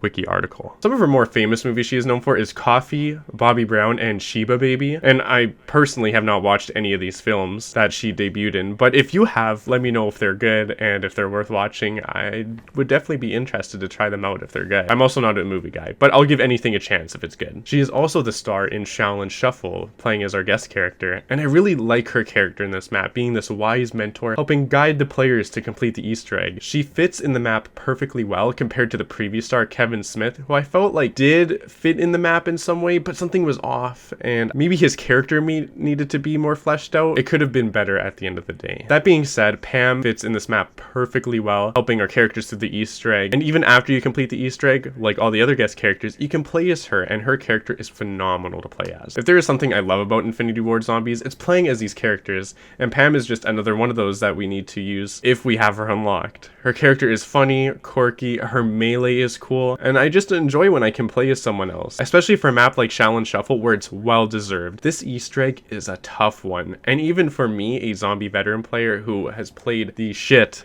out of Infinite Warfare, this Easter egg still takes me down from time to time. With that being said, we're staying on the topic about Pam Grier. Her newest film that she was debuted in is called Pet Cemetery Bloodlines, released in 2023, and maybe she's still going. Right now she's at the age of 75, which is crazy. I don't know if she's doing the movies herself or if she is supporting these movies like writing and directing, but 75 and still being a part of Hollywood acting is something else, man. But I mean, good for her. I respect the hustle. I don't know if she's releasing anything else around. I'm not really looking into the finer details of things, but as far as social media goes, she does have an Instagram and Facebook, so if anyone is interested to learn more about her, I will have it in the description down below.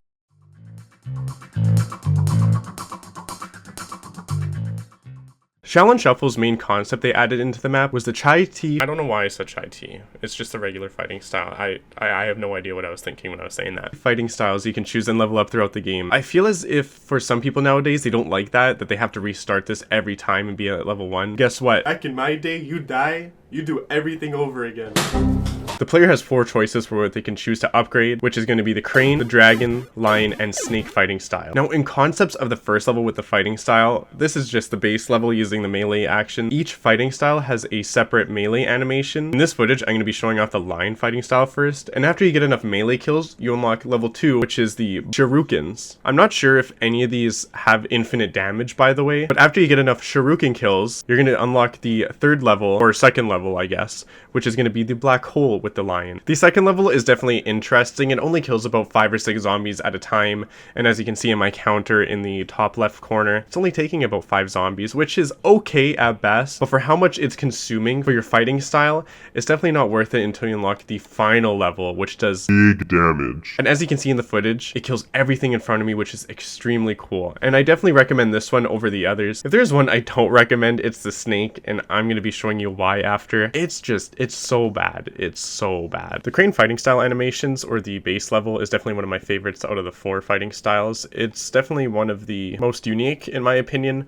I just find it really interesting. I don't know, maybe it's because Pam is using the dogs in this footage. Just like the other fighting styles, when you upgrade it to the shurikens, it's going to be the same as before. You charge it up, it kills about 3 zombies at a time if you get them fully charged. The second level of the crane fighting style is going to be freezing the zombies. Now, I'm not sure if it's going to be the same as the trailer where you can freeze the zombies and then hit them with the base melee animation to explode them all. But even then, it only freezes 4 or 5 at a time and they explode anyways on their own. And on the third level of the crane, this one's kind of crazy. It lunges the players forward. I assume it does infinite damage as well, but this one is actually game breaking, and I'm going to be showing some footage as well of glitches you can perform with the crane fighting style. People use the crane fighting style so they can collect keys. Basically, you unlock the final level, you manage to get into a glitch spot with it, you go AFK, and the zombies just keep on dying. People get to like around 100 plus with this method. It's actually kind of insane. The third fighting style is going to be the dragon, and this one I think is also just one of the cooler ones that I like picking from time to time. With the first level being upgraded, you can see it's the shurikens again. Same as before, nothing has changed between all these fighting styles and upgrading it to the first level. The second level for the dragon fighting style is very similar to the crane, freezing the zombies in place and then they explode, which is an interesting decision from Infinity Ward. Third level, you can summon this insane golden dragon around your character, and it lasts for a pretty long time. Personally, I think this is the better final upgrade for all the fighting styles because it just lasts for so long. This one is definitely a must pick, and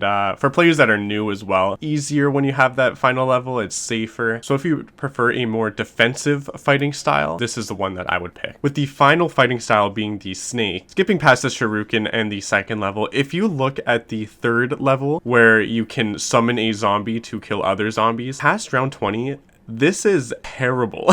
My guy was getting so messed up in the hordes of zombies, he wasn't even able to kill one at a time. He would spawn in and then leave the world. He would get bombarded so quickly. The last upgrade to the snake is not too bad, honestly. You can see the animation. It's kind of funny, it's kind of goofy, but it's still an infinite damage, assuming final ability that you can unlock for the player. If you don't mind going through the hassle of dealing with your zombie friend, slowly killing the other zombies to upgrade to the final one, then I say go for this. But for all the other fighting styles, I would definitely choose them over the snake. The snake is definitely the worst one if I were to put it in a tier list. The layout of Shaolin Shuffle is definitely more complicated than the previous Infinite Warfare zombie maps that have been released. If we're going to talk about zombies in Spaceland, you can see it branches out into 3 separate areas, which is pretty easy for the players to guide themselves and navigate to where they want to go. If I want to go to the Kevlar system, I understand that I need to go to the right side of the map. If I need to go to Polar Peak, it's straight on, and even the left and right side of the maps both lead to Polar Peak. If I were to hypothetically go there,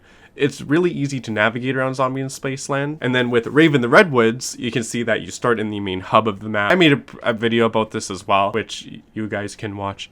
Link in the description below. Shaolin Shuffle is just interesting with its layout. You start on one side of the subway station, and the players, when they leave the starting area, get put in front of the dojo. And from here, you can branch out into either the rooftop, which leads to Deadeye Dewdrops, or if you decided to go the other way, you would immediately head towards the dance floor. This direction is usually something that the players do not choose, from what I've seen at least online. But as you can see in this gameplay here of walking around the map, it can definitely be confusing for sure, especially with assets looking similar, multiple paths, a lot of shortcuts to go through, and with these shortcuts as well, you need to use the fighting style to unlock them and open them up. But that being said, this map really isn't too bad in comparison to other maps. I'm gonna use Blood of the Dead as an example. I think Blood of the Dead is confusing, but as I said at the beginning of the video, the more you play a map, the more you're gonna understand its layout. And Shaolin Shuffle, once you really understand this map to a T, it's amazing, and just, you can get around super fast using the shortcuts, the teleporting doors. Maybe you want to go through the sewers to head from one side of the map to another right quick. This map leaves the players a lot of options to navigate around, and I think that's fantastic. It's definitely something that people such as bigger zombie YouTubers don't give the map enough credit for. Shaolin Shuffle really is not that bad as a map. Yes, don't get me wrong, the first step of the Easter egg can make the map seem really tedious, take a long time to navigate around, which I will be explaining later on in the video. But the layout, in my opinion, is just not as bad as other maps that we've previously seen. I think Raven the Redwoods isn't as well designed as Shaolin Shuffle, and I think that's because the developers understood that having a main hub as your map that branches out into the other sections, and even like the shortcuts being from the main hub going to the other sections, that's not really a well-designed map, because, well, if I'm over in the recreational area in Raven the Redwoods, how am I supposed to get somewhere else really quick. In Shaolin Shuffle, there are shortcuts upon shortcuts and ways to just move around and navigate. It leaves players with a lot of options that the previous map, Rave in the Redwoods, did not provide to the players. Pack-a-Punch in Shaolin Shuffle is way easier than it was before, at least in Zombies in Spaceland. Rave in the Redwoods, it's really easy as well. In Shaolin Shuffle, to unlock Pack-a-Punch, you need to find a flyer on the ground, which can spawn in several locations. I say watch a Mr. Raffle Waffles video if you want to know how to do this yourself. You need to get a token, which is located under, not Pack-a-Punch, what am I talking about? Juggernog, which will be here every time you spawn into the map. This is just a static location. And the film reel, which is found in several locations. As I said, watch Mr. Raffle Waffles or something. I'm not going to tell you where these are. And then once you make your way into the theater, you can see that you can unlock the door, unlock a second door, and throw in the film reel to unlock Pack-a-Punch. Now inside the Pack-a-Punch area, you're going to see a button on the wall that you can press, and if you have the shortcuts unlocked and you go through them right after you press this button, you're going to see that the double Pack-a-Punch alien fuses are available to get picked up. You have to do this really fast or else they close. And all you have to do is place it on the train tracks, let it run it over, and then there you go. You have double Pack-a-Punch unlocked. You just throw it back into the machine, and it's as simple as that. Way easier than Zombies in Spaceland, where you had to complete the entire Easter egg. But I guess that was the point, and then in Rave in the Redwoods, double Pack-a-Punch, it was just available.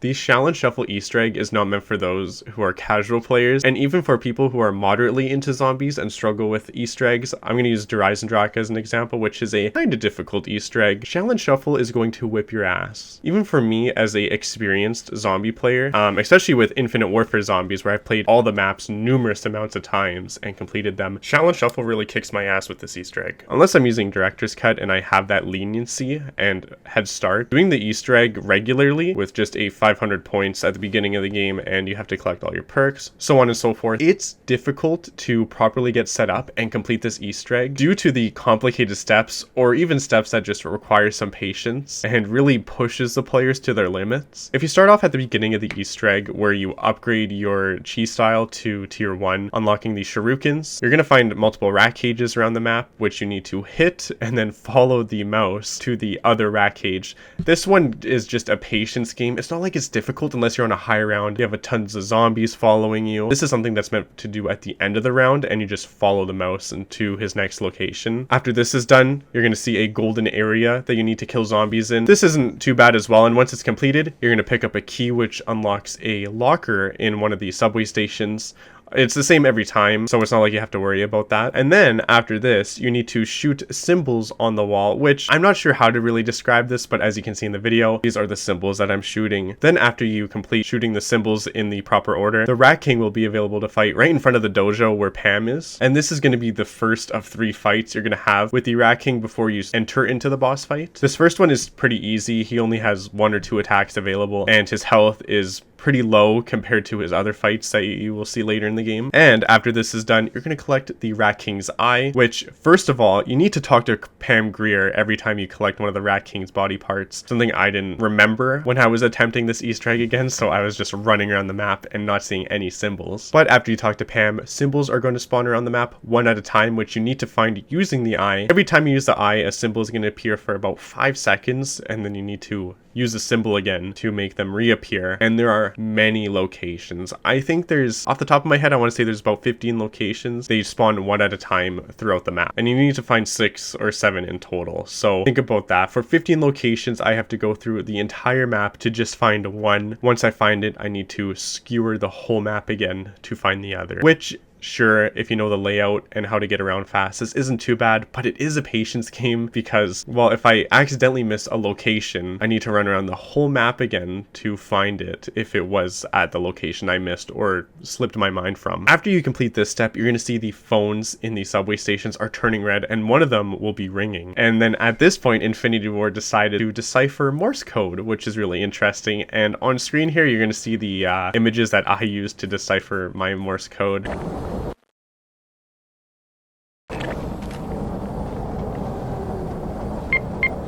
Just to take a moment to explain, as you can see, I got 4 dots and a dash, which accumulates to the number 4, which leaves me with 2 options, so I just need to figure out my next number, and then I will know what poster I need to grab for the next step.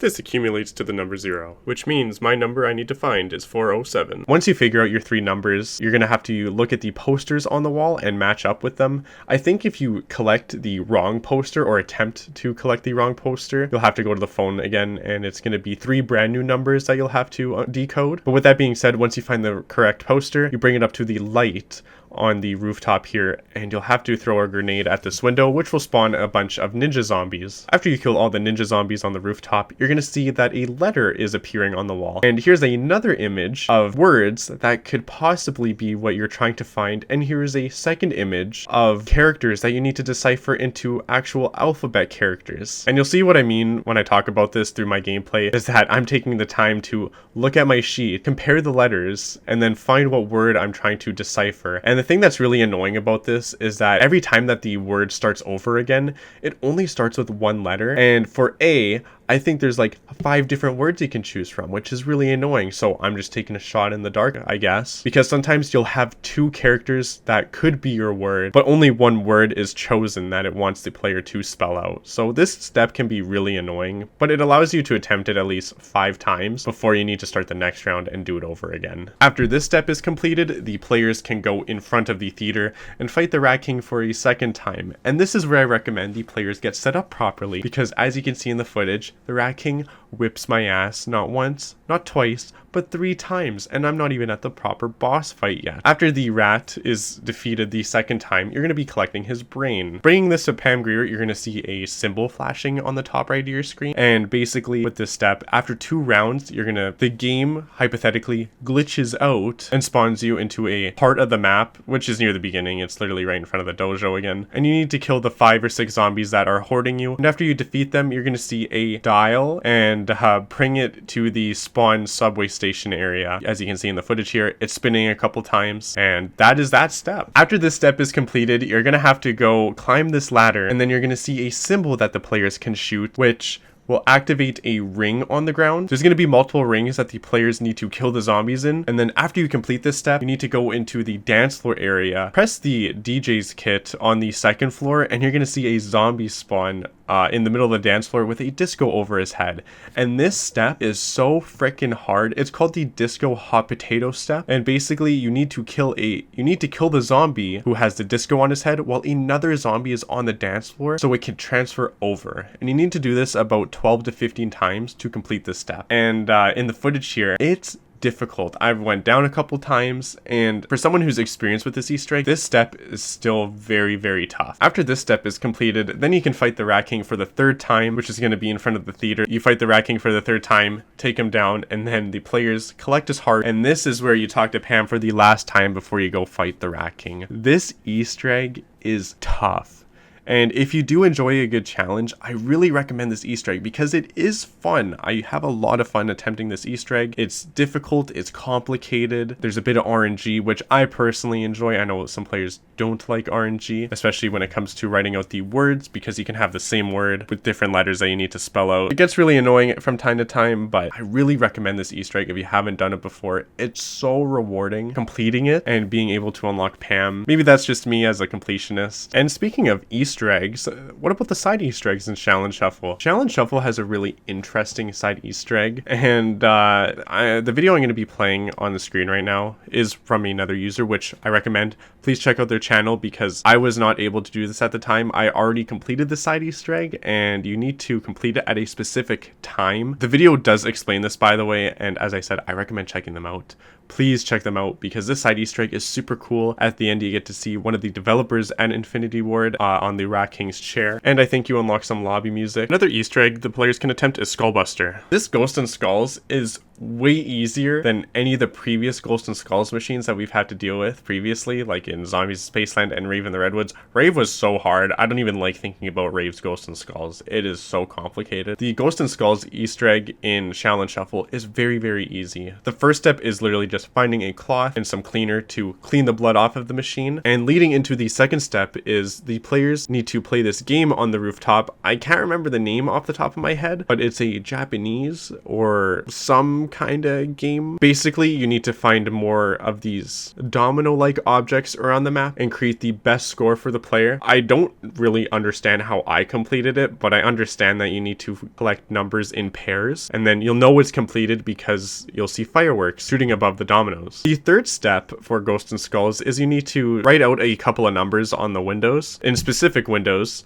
As you can see in the gameplay, I'm writing the number 1, and you need to complete these very fast once you start shooting at the window. As you can see with my second window where I need to write out the letter 9, I did this for 3 or 4 rounds in a row because I was too slow apparently, and on controller, this is quite difficult to do. It's probably way easier on PC using your mouse, but doing this on controller, you need to ramp up your sensitivity, or you just need to get good, because I think if you shoot the same panel twice in a row, it fails the step and you need to wait another round to try it again. But after this step is done, the players will now have the ability to jump on these glowing panels on the rooftop. And this step is so funny and just so difficult in its way. I had to get rid of racing stripes because I was going too fast, jumping from one panel to another, and I needed to slow my character down. For as simple as this step is in Ghosts and Skulls, it's very difficult. And this is coming from someone who played games such as Super Meat Boy, I Want to Be the Guy.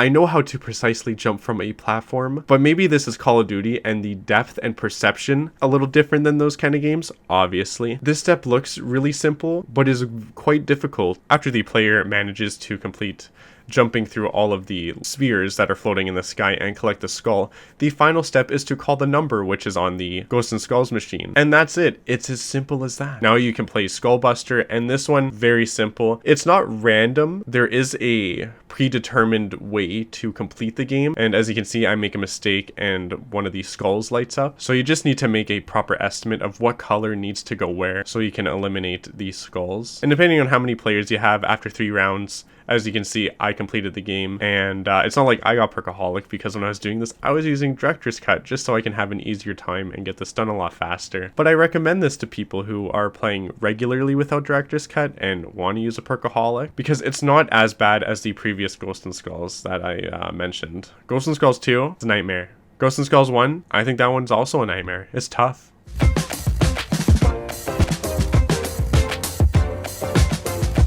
High rounds in Shaolin Shuffle is definitely not as easy as the previous maps. For starters, you now have zombie variants that are chasing after you, which Raven the Redwood and Zombies in Spaceland had, but they're basically just more beefy zombies compared to Shaolin Shuffle, which now has the ninja zombies, which can spawn in front of you or basically in the direction that you're running. And these guys take double the damage compared to regular zombies, so if you get hit 2 or 3 times, if you have Jug, you're going to be going down. As well as just needing to get set up properly, a good high round strategy is to complete the Easter egg and get the Rad Heart, have the sword completely upgraded, and also have one of your fighting styles fully upgraded just so you can have the highest level and deal infinite damage when the time comes around if you need to use that as a last resort. And also about the high rounds is that most people like to train in the sewers due to its naturally large size and open space.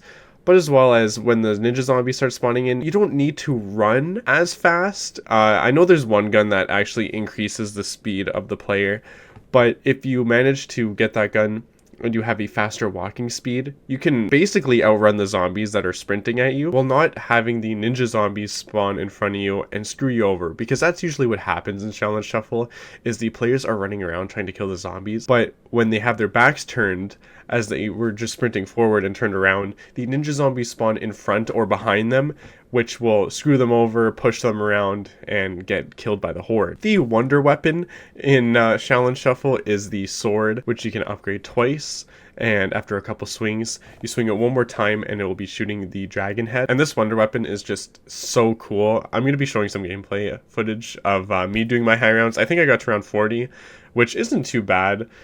Since I haven't done high rounds in this map in a long while. But high rounds in Shaolin Shuffle, you definitely need to be more experienced with zombies, how to train, and just navigate around. And the setup is definitely more complicated, especially if you're not using Director's Cut and you don't have the 25k points to start off with. But other than that, I think that the high rounds for this map is really interesting, especially if you use the crane fighting style and you can glitch yourself not out of the map, but in parts of the map where you can deal infinite damage for a extended amount of time.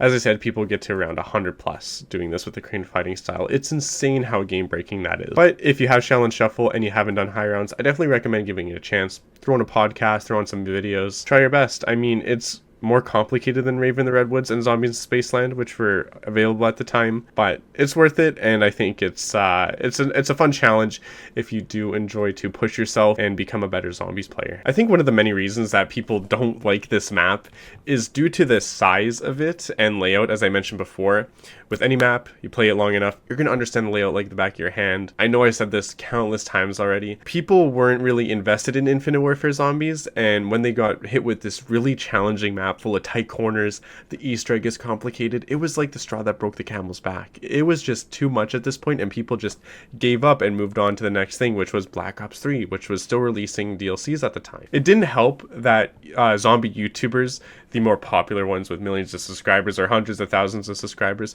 were also shitting on the map, which leaves a bad taste in other people's mouths. And I spoke about this as well with Raven the Redwoods. When YouTubers who are very well known in the community talk about something poorly and don't make it seem as engaging, seem like it's not worth it for you to try, it leaves a bad taste for a lot of people who may have been interested, but now it's like, well, why would I want to try the map if it's has a really complicated Easter egg, the map is terrible, the gameplay is terrible, it has nothing to provide. Like, why would I want to try it if all these bigger YouTubers are also not interested? I think another factor is that Infinite Warfare just wasn't as popular as Black Ops 3 at the time, so YouTubers who hypothetically make their living off of YouTube, with Infinite Warfare, it's just not worth it. Or wasn't as worth it as Black Ops 3. Black Ops 3, it was booming. You had Gurad Krovi, that map was insane. Revelations was crazy, especially for the Easter egg hunt.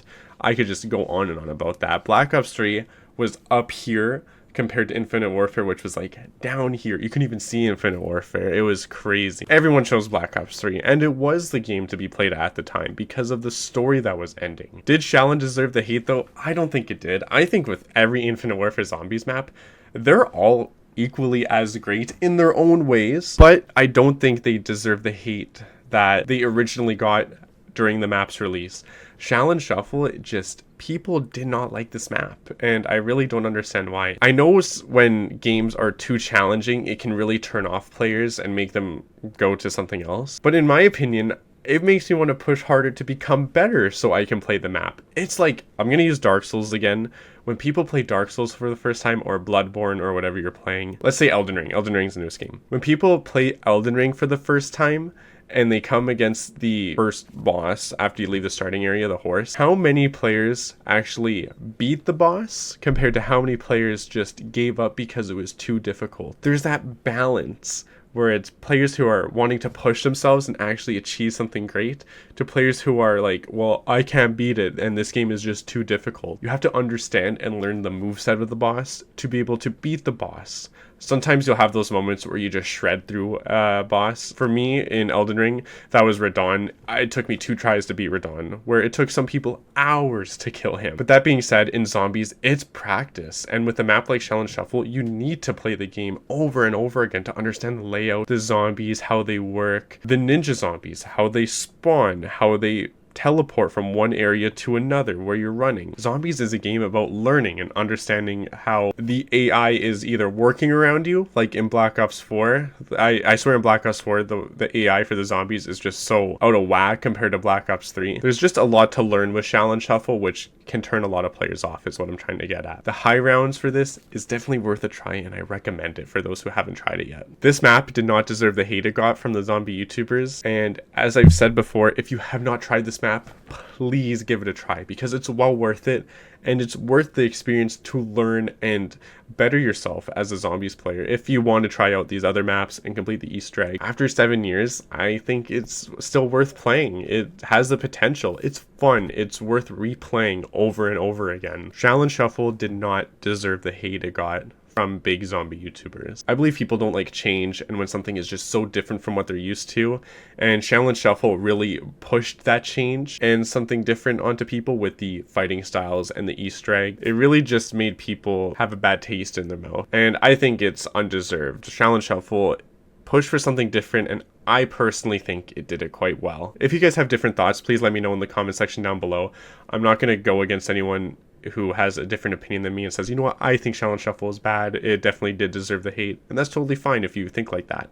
I'm not going to argue against that. I just think Shaolin Shuffle isn't as bad as a lot of people say or originally said when the map first released. It does a lot of things well, and for things that people don't think the map did well, such as the design, the Easter egg, that's totally fine if you think like that. I love the Easter egg. I don't know why. I like when I have to do the Morse code, have to follow the rat, the spelling of the words. Like, I think it's fun. It's a good challenge. After so many years of Infinite Warfare Zombies being released, are people still giving this map a chance, or are they moving on? Well, it looks like people just don't even play Infinite Warfare Zombies, which is quite sad because I believe it's one of the better zombie games on top or right beside Black Ops 3. People bat their eye away from Infinite Warfare Zombies due to the bigger zombie YouTubers who shit on the map, which I strongly believe is the case. It didn't help that when Infinite Warfare released, it got a very poor negative reception at launch with its trailer being one of the most disliked YouTube trailers of all time. And as I said, just those bigger zombie YouTubers. You got Noah J456, Mr. T Lexify, The Smith Plays, you name it. Each and every big zombie YouTuber just didn't care about the release of the other maps. Sure, at the beginning there was like a little bit of hype where, oh, there's a new Easter egg, we gotta solve this, you know, first in the world is always exciting, don't get me wrong. But after that, where the Easter egg gets completed, the hype dies down. And people weren't really watching Infinite Warfare Zombies after the Easter egg was completed because there's no story. And as I mentioned with Raven the Redwoods, when there's no story for people to be invested to, why am I invested in your game? Because some people care about the story and only care about the story of characters. Why do you think people like Blood of the Dead not Blood of the Dead. Why do you think people like Mob of the Dead so much? Why do you think people like Black Ops 2 so much? Black Ops 3 so much? There's this story behind these characters. There's more to know. There's mysteries. There's things that haven't been solved. There's things that have been solved which leave people even more interested. With Infinite Warfare Zombies, with the characters going from one timeline to another, their characters themselves don't really develop, which Infinity Ward purposely intended for an easier experience for newcomers to follow along. But for people that like to invest themselves into something, this was a complete turnoff, and Shaolin Shuffle was just that final straw for people. So after so many years, are people invested in Infinite Warfare Zombies? Why would they? There's nothing to be invested in unless they just want to try the game themselves. It's just gameplay focused, which is completely different from story focused. Creators such as Mr. Raffle Waffles, sure, he has his plethora of tutorial videos, but he also has his plethora of storyline videos. The story is like half of his channel, I'd like to say. And for people who are interested in the zombie storyline, you've definitely seen Mr. Raffle Waffles talk about it. His interviews with Jason Blundell, these hidden Easter eggs. Even the Easter eggs that are like side Easter eggs or ciphers, they tell a story as well. It's things that you may not think about on the surface level, but deep underneath, there's a hidden meaning behind it. In Call of Duty Zombies, there's always a hidden meaning behind something. Even if it means nothing, there's probably something that gives it meaning. I think a fine example of this is the KN44 cube pictures that have been going around.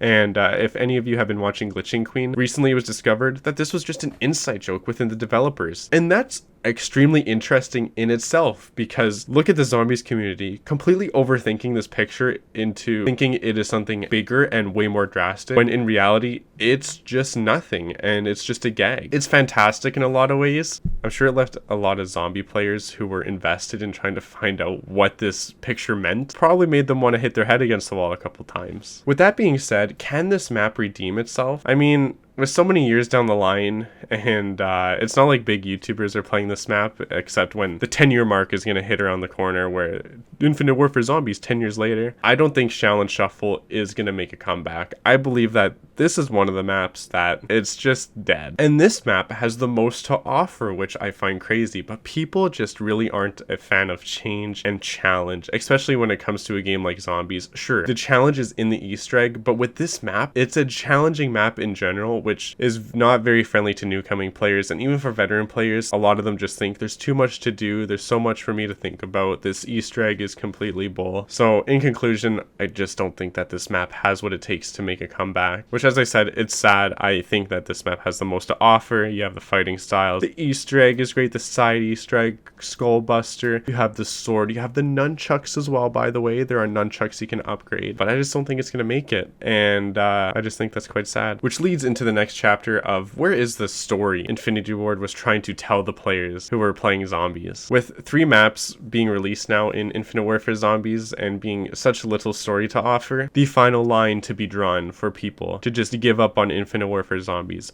There was nothing that they were offering with the story, and it's quite sad because there could have been a lot of interesting development with our main cast, with Willard Wyler, and you can see in Attack of the Radioactive Thing, they tried to expand on Willard Wyler's story, but I fear that at that time, it was too late. Not a lot of people played Attack. When you're in the 3rd DLC and now you're starting to expand the story, I think it's too late, man. Like, not a lot of people even buy DLCs or know that there's DLCs coming out, let alone that now there's a side Easter egg that tells me about the characters. I think Infinity Ward by that time was asking for too much and should have just focused on what they were naturally doing, which I think was great. Making these maps, creating a fun, atmospheric map that had tons to explore, great Easter eggs. But even in my Raven the Redwoods video, if there's no story to follow, then why am I following this game, this franchise? There's nothing for me to be invested in, so why am I even trying if I want to be invested in a story? Gameplay and story is something that just runs along with each other. People like being invested into characters. Look at God of War when it made the drastic change from God of War 3 to the PlayStation God of War game. Players were so mixed going from the Blades of Chaos to the Leviathan axe. Naturally, they loved the Leviathan axe because the gameplay was amazing, but the different pacing in storyline that Cory Barlog offered to the players was fantastic, and that game was a major hit because people loved the way Kratos was developing, and he had a son now, which was totally different from anything we've seen before. It was different, but it was a good change, and it had an amazing pace for people to follow along with. In Infinite Warfare Zombies, there's nothing to follow along with. There's no pacing for the story. There's just gameplay. And if people aren't vibing, which is a weird term, I don't like saying vibing, but if people aren't vibing with your gameplay, then what are they gonna do? They're just going to close the game and never play it again. Black Ops 3, I felt like hit that mark of having a fantastic story and fantastic gameplay, along with all their maps being absolute masterpieces of their own. But at the end of the day, what do you guys think? What are your opinions about Shaolin Shuffle? Do you think that it deserved the hate, or do you think it deserves a second chance? After so many years, do you think it can be redeemed? Do you think that this map is just dead? I love Shaolin Shuffle, and I like to challenge myself from time to time, and Shaolin Shuffle it scratches that itch for me of, even though I'm a veteran zombie player, I can still get my ass put into the ground. which is nice. Like, I love improving, playing tough games that really give me a good challenge. I know earlier in the video when I mentioned Dark Souls of being a challenging game, you got to learn the enemy's pattern. Games like that where I can constantly improve and be better, I think are great. And Zombies, for me, gets a little bit too easy at times, but playing a map like Shaolin Shuffle, it just reignites that spark of, holy shit, like, I gotta get better at this game. I gotta get better at this map. How can I optimize my gameplay better? How can I optimize my movement? What am I missing here? Is there something, like, is there an element I'm missing? Is there something I'm not understanding? I like that about Shaolin Shuffle because it's hard. It makes me think more compared to zombie maps like Ascension, Der Eisendrache. I think Der Eisendrache is too easy as well. But as said, let me know your thoughts down below. And I appreciate you guys for watching this video. On July 6th, 2017, Attack of the Radioactive Thing was the 3rd DLC released in Infinite Warfare Zombies, and things are really looking like they were going back in time for a lot of good and bad things. Now, I don't want to be a Debbie Downer, but people really didn't care about this map, especially when it was being hyped up and the trailer released.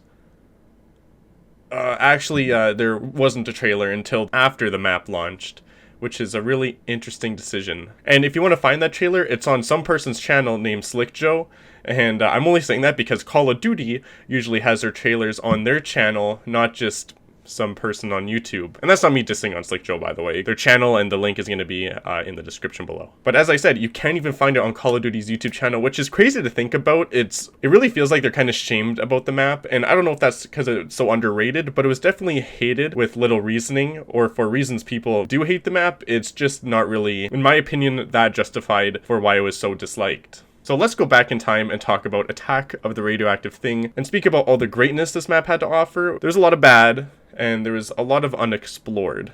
For those who are unaware, I already made a video about Attack of the Radioactive Thing. That was actually my first YouTube video I dropped on the channel, was reviewing this map. So this is going to be kind of a re-review, and I wanted to do this for the documentary because I wasn't really liking the audio quality of my original review of the map. And also, I don't know, maybe I have some different opinions over time as I played Infinite Warfare, since I did a lot from then till now. And a lot of this stuff I might be repeating, but I'm going to be going over the Easter egg in its full detail. I'm going to be talking about Skull Hop, which I didn't do in the original review. And in this review of Attack of the Radioactive Thing, I'm not going to be speaking about Elvira. If you want to see or hear more about Elvira and her history, you can go watch my original video, because there really isn't much to change about what I said about her. I mean, I was literally thinking of just copying that original part from the old video and pasting it into the documentary, but I thought, you know what, if people really are interested, they can just watch the old video. I also want to hold the same theme from the old video till this review. Did Attack deserve the hate? I really don't think Attack of the Radioactive Thing deserved the hate. I think there's a lot that went wrong before the launch of the map. As I said, the trailer came out after the map launched, which is just crazy. You know, usually when a company or a game dev team is hyping something up, well, there's usually a lot of time before the thing comes out, not after it comes out. So that's obviously a main issue in itself right there. Attack isn't all good, but I think it's an absolutely fantastic map in my opinion, and I've been playing since World at War. And I feel like there are some misconceptions about Attack that I really want to go over. So at the end of this segment, I really want you guys to hopefully comment and express your thoughts of, did Attack deserve the hate? I think it did, or I think it didn't. That sort of thing. I'm really passionate about Attack, and it's where it started for my YouTube channel. It's one of my favorites, and I'm not going to be very biased about that. Like, just, it's all good, it's all good. I know Attack has a lot of bad flaws and things that hold it back from other maps, but I don't think it deserved that much hate to be seen as like one of the worst. I really think that title goes to Beast from Beyond, which is just lacking and boring in that kind of sense. But anyways, that's for the final segment. Make sure to stay tuned and enjoy Attack of the Radioactive Thing for everything it has to offer. And thank you guys for making it this far into the video. It's absolutely incredible. I spent a lot of time working and exploring new editing options, which is why it's been delayed in the process. But got a couple more segments to go, and then you're all done with IW. Welcome to the good old days of the 1950s, where smoking cigarettes was considered healthy and cool. This map is set in the 1950s, and let me tell you, for their first take on a daytime map, I strongly believe that Attack truly created a welcoming and immersive experience, just like the other maps we played before. Infinite Warfare knows how to make zombies maps, and not just regular zombies maps, good zombies maps. I know that might be a little crazy to say for some of those out there listening to this, but Attack was just thrown under the bus due to bad marketing and terrible reputation that YouTubers gave it as well when it's released, and just tierless videos whenever it's mentioned. People just always throw it at the bottom and give it a really bad reputation. If Spaceland was the magnum opus for Infinite Warfare, which means the greatest work from that artist, then Attack in most people's eyes would seem like the parvum opus, which is, well, their worst work in their portfolio. You're going to see a common theme during the time I speak about Attack of the Radioactive Thing, that YouTubers really demolished the reputation and public opinion when it comes to newcomers playing this map. No, this isn't me being defensive, by the way. I have played zombies since the beginning of World at War, and there are some real stinkers out there, don't get me wrong, but this 50s map is just amazing in so many ways, and it seemed like people really didn't understand the struggles of developing something so different, which is fine in its own way. Lee Ross did have challenges when it came to developing this map, which he stated in his interview, which is going to be linked in the description below, and I recommend watching it if you want more insight about Lee Ross himself. But even though there were some struggles when it came to the development of this map, I really don't think that this map is bad overall. If you were to go back in time to the 50s iconic horror films such as Creature from the Black Lagoon, Horror of Dracula, or The Mummy, these are all iconic films, but out of these three films, you can really see the inspiration and resemblance Attack got from when it came to Creature from the Black Lagoon. The font and art style, even the color palette, is very similar to what we see in Attack's poster itself. When the players explore the map, we can see the 50s theme truly in the flesh, with the old-fashioned gas stations, model of cars, such as the Rolls Royce, which had models going from the year 1949 to 1958, which is just one example, and I'm sure people are going to grill me about that car statement in its own, because I'm not a car guy, I don't know anything about cars. But small details such as this really do immerse players into a map. Something we've all probably seen in movies that date back to older dates, such as the 1950s, are items such as the concession stands, old motels, and even drive-through theaters, so it can definitely bring a little bit of nostalgia as well. There are also some weirder areas for the players to explore, or something I feel like that is out of place, such as the trailer park, and I'm unsure why this area is here, since, I don't know, maybe it's me personally, but I feel like it doesn't hit the theme of the 1950s as strong as other areas, or maybe I haven't watched enough movies that are based off the 1950s. But this map flows quite nice compared to a lot of the other maps, and I know some people might disagree about that, but if you don't know, the map is essentially just one big circle with a huge shortcut in the middle, and I know there are some side shortcuts here or there, but if we were to forget about these for a moment, the map is literally just one big circle with teleporters laid out as well, so you can traverse a little bit faster, and they always go clockwise, by the way. They'll never randomly teleport you to a location, which is quite nice. In case you need to get somewhere faster, you know exactly where you're going. That's also something that has been confusing for a lot of people over the years, is that people think that these teleporters bring you somewhere random, which I don't know who really spread this rumor originally, but they don't. It always goes counterclockwise and brings you to the next location, so you know where you're going. Overall, I think Attack really hits the theme quite nicely, and I know some people might argue in the comments when it comes to aspects such as the daytime map, and that's why it doesn't look quite nice. I do understand that, and I'm not giving an excuse to Call of Duty or Infinite Warfare's team for making the map look a little bit sluggish compared to the previous maps, but I think there is that big hurdle of a daytime map is definitely harder and interesting to make, since there's probably a lot of items that they had to revamp or maybe didn't have enough time to remodel compared to nighttime maps, which gives a totally different look and feeling to what they were trying to convey compared to a map like Attack of the Radioactive Thing, where they have to make some big changes so they can really convey the feeling of the 1950s. Change Juice is one of the newest perks introduced in Infinite Warfare, and it's one of my favorites personally for one particular reason. This perk fixes what broke Black Ops 3, and I really believe that statement with my entire life. If you didn't know, Black Ops 3 really ruined the flow of high rounds due to double pack-a-punch variants. To put simply, if you get Deadwire even on the RK5, you're unstoppable. This just ruins the flow for a lot of things surrounding the zombies gameplay experience. And Change Shoes was just this revolutionary revamp when it came to high rounds, and many people don't know how the perk works to this day due to Attack not being so popular, which you can't really blame them. It works like this: get the perk and you will initially be given a random ammo variant. Once you get hit into red screen, it will switch out into something else, and it's not random, there is a flow to this. I'm not too sure what it is off the top of my head, but this perk is fantastic in a lot of ways. It will usually get you to round 20 to 30 realistically, but someone such as myself, where I've reached round 100 on all Black Ops 3 maps, this perk will still carry you to very high rounds in Attack of the Radioactive Thing and Beast from Beyond as well. It really keeps the flow of the map going without it being too broken. I really just can't fucking talk today, apparently. And it's not like you're insanely overpowered. You'll see that it will start to drop off around round 40 to 50, but even then, round 40 to 50, while not being completely broken, is still an amazing quality in its own compared to Black Ops 3, where while you have Deadwire or Blast Furnace, you're just set forever. It doesn't matter. Round 255 doesn't even matter. In my opinion, I think this is nice since it still allows people to think and strategize, unless you're going to use a Violet Ray device, which is just crazy, and I know that's the original way people get to round 100 since it's broken and does unlimited damage. But anyways, if we move on, the Modular Atomic Disintegrator, or the MAD device, is the wonder weapon in Attack of the Radioactive Thing, and this is a very powerful weapon, but it's flawed. It's not crazy like the Black Ops 3 Thunder Gun, but it's not terrible like the Black Ops 1 Winter's Howl, and it's one of the first wonder weapons where you can use it without it being fully built. When the player gets this weapon from the mystery wheel, you can find parts around the map to upgrade the weapon. There is the barrel extension, the crank, and the pulley device, which can suck up radioactiveness pods around the map and fully replenish all the ammo, which is great since a full shot requires 5 rounds and you only have 30 rounds in your gun, or 35, so you can easily make up for the loss of ammo. And the pods also generate every 3 to 5 rounds, so that's a plus in itself. Something I like about this weapon as well is it fits the theme of the map, in my opinion, a fun contraption someone made that takes radioactive energy and converts it into power. It sounds like a mad scientist made this thing. Something to note, you can't pack-a-punch the MAD device, which would be great if you could. I think it would make it a little bit more balanced since there's not very much ammo capacity. especially during the later rounds, such as 60 to 80.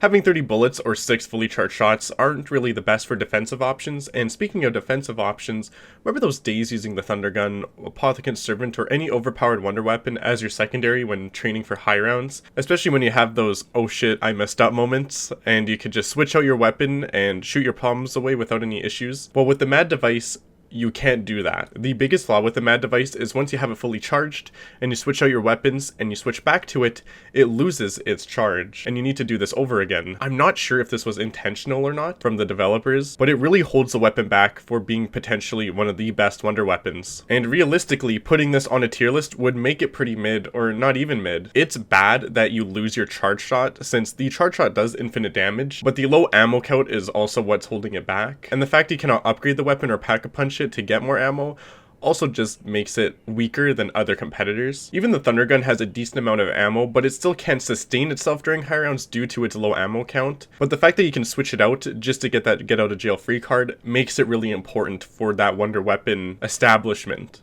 Wonder weapons are integral to any zombies map, especially when it comes to the identity of a map, and the MAD really does a solid job with holding the identity of attack, going along with the 50s theme and aesthetic, but lacking in power, which is sad, and more important in some cases. People really remember the power of wonder weapons in particular maps compared to designs. The ray gun would not be as iconic as it is if World at War didn't make it crazy powerful, especially since most of us miss when it was crazy powerful. Especially with the Thunder Gun as well, people remember it for how powerful it was, but the design as well. It has a very rememberable and iconic design. And when it comes to wonder weapons, I like to think of it as this three-way pie chart, where there's identity, power, and design and aesthetic. And a perfect example of hitting these is the Paralyzer from Buried, where it's really powerful, it has a fantastic design, and it really holds the identity of the map. And an example that lacks in all categories is the VR11 from Call of the Dead. It has a fantastic design and identity, but really lacks in that power. And if I were to put the MAD in this pie chart, I would say its design and aesthetic is really good. The identity is definitely a bit lackluster in some parts. I think it's a well-designed wonder weapon, but I think if they did a little bit of a revamp, it would make the identity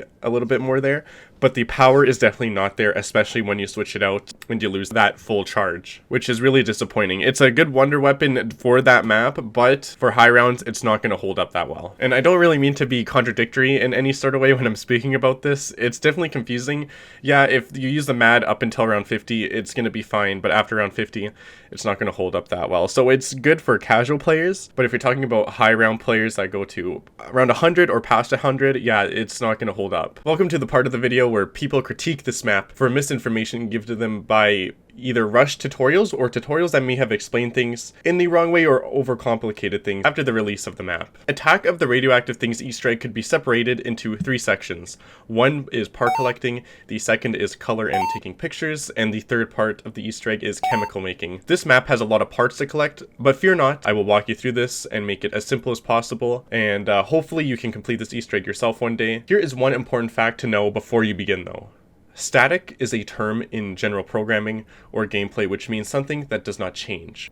All parts you collect in this map do not change locations, and if it does, I will directly tell you about this and show you all possible other spawns. Okay. So going on to the first step of this Easter egg, which is the part collecting, the first thing we're going to do as the player is build the slamming trap, which we can build outside of the starting area. Pain and death shine through. Your talented brain can manage that, right? Ooh, look how scrutinally gorgeous everything looks with some color. Cool it. You're bringing me down.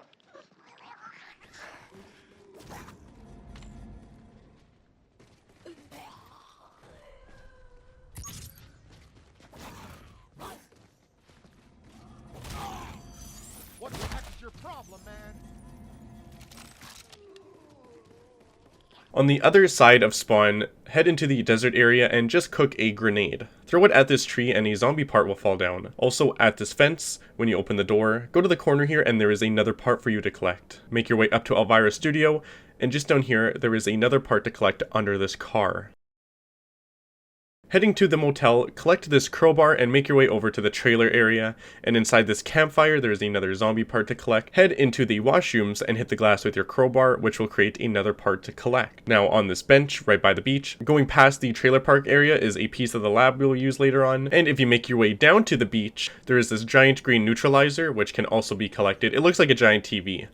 You can't really miss this one. Now if we were to go back to the other side of the map, sorry to make you guys run around so much, you can see these tubes that can be collected sitting on the couch right as you enter into this building, and just beside the gas station grab this panel which you'll need to place for the freeze trap to repair it so we can grab another part. Turn it on and wait for it to finish, and while you still have the crowbar in your inventory, hit the pig and grab the other part of the zombie that we're going to be building later on. Also making your way into the gas station and hitting these cars' mirrors, specifically this one that can be collected, all the other mirrors cannot, so just make sure to hit this one. I don't know why I said the cars. Also inside of the building we're going to get the code for the bomb that will be at the very end of the Easter egg. This is the really only annoying part since the numbers change from game to game, but if you look under this desk there is a code with 4 numbers, and you don't need to enter them in any particular order, but you need to enter them one by going to these pressure valves laid out around the map, and you can do this anytime during the Easter egg as well. The first one is at this location behind the gas station, the second one is just behind power, the third one is right beside the hot dog stand or attached to it, and the last one is literally right beside the crowbar at the motel. Now when you head back to the supermarket making your way inside, if you look at the safe it will be open and there's going to be the bomb code for you to collect. If you were to make your way down at the beach, place your trap where the zombie hand is that you grab the power bar. This is also the switch for turning on power. Make sure to place your trap and then run over to this area, making your way past under the bridge, and if you look under this wooden bridge, there's another part for you to collect. This can be a little finicky, so make sure just to take your time. Running back to where we placed our trap, there's going to be a zombie hand sticking out, and you're going to make sure to grab that. Go back to the power area and turn on power, and also since power is on, go right beside Skull Hop, or where we grabbed our trap that we built originally, and right behind you you're going to see a safe that is open, and you're going to want to grab that book that's inside there, and also on your left on this table is a little punch card that we want to collect as well. Grab this machete that is inside of the supermarket as well, and make your way over to Elvira to give her the book we found. She's going to be giving us a vial to fill, which we need to get melee kills with the machete with, which will only fill up the vial. The crowbar will not work. If you made it past round 5 and you killed any green army zombies with the machete, the very first one you kill every game is going to drop his leg. So make sure that once you grab the machete and you kill a green zombie that you collect the leg of the first one you kill, or else you're going to have to restart the map because it can be a little hard to see and you don't want to spend so much time just running around the map looking for it. I recommend restarting the map if you already killed a green zombie, just so you're not wasting any of your time. After you fill up the vial, give it to Elvira and stand in this spot right here. This is the Pack-a-Punch portal, which will open, and once you are inside and doing what you need to do, press this button on the wall and leave the Pack-a-Punch room, which is going to spawn you inside of this trailer. Grab the zombie head quickly, and you can also melee the shelf if you switch to the crowbar for some reason, so you can unlock double Pack-a-Punch. I'll speak about this quick at the very end of the video, by the way. You'll notice Elvira is following you around, and once she leaves, you need to immediately go back to her studio to grab this mirror she was sitting behind. This is important since you would need to fill the vial again if she were to spawn on the couch, blocking the mirror for you to collect. Now, this section is going to be getting the shed key, which we need to collect. Place these zombie parts on this table and the mirrors in these locations. I also recommend you keep the zombie head behind a barrier for this step, since they might be getting a little annoying. You need to find out a code from this machine here, and your numbers will never be 0, 1, or 9, by the way. It will most likely start with 2 or 5, but once you find out your code, press the machine, and you're going to see a laser bouncing off the mirrors and making the zombie come back to life. Now you need to enter the code you just found again, but backwards. You can see in my gameplay, my code was this. So I'm trying to do it in reverse now to convert the zombie into the shed key, which biblically makes sense. Go to the shed at the gas station and open it up, and you can place your chemical parts you found and collect the crowbar again if you haven't done this already as well, since we're going to need this to collect some more parts. For this step, go to the medic bay here, which is located beside the motel, and mark down this number. Now, in Elvira's studio, change the color of the map and go to these 4 locations, or until you get a location with a crossed out number. Here are all 4 locations, by the way, in normal color before we start, just so you know where to go.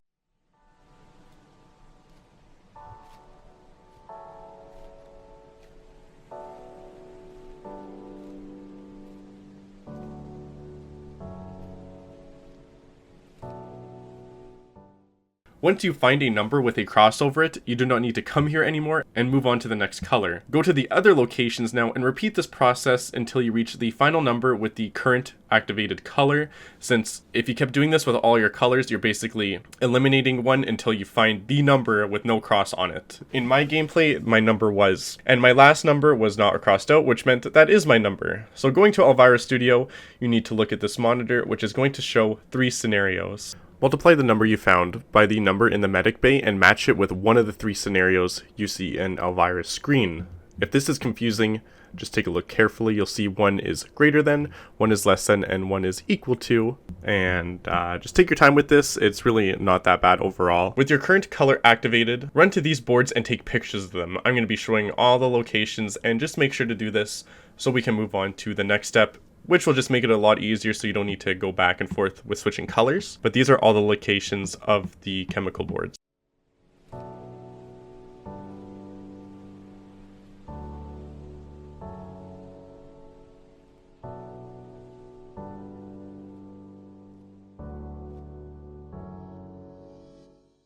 There are 2 ways to create your chemicals. One is to wait until around 12 to 14 when zombies start dropping batteries you can find that are laid out around the map, or you can brute force chemicals and create one after another, which is what I'm going to be doing here, but walking through every chemical so you know where each part is and what to create. We're going to be starting with 3-methyl-2,4-dinitrobenzene. To create methylbenzene, paint is located behind this shack here, drain opener is beside of the washrooms in the trailer park, and detergent is inside of the supermarket. Looking at your numbers on the boards you took pictures of, add the top and left number, and this will add, and do this with all your chemical parts. You would be adding your paint numbers, and then you add your drain opener numbers, then add your detergent numbers, and with my number being, you would subtract this number with your found number, which we would be entering into the neutralizer. If done properly, it will create your chemical. If the math isn't correct, it will wait a second and you'll get a red screen, and if your chemicals are just wrong, it will immediately give you a red screen.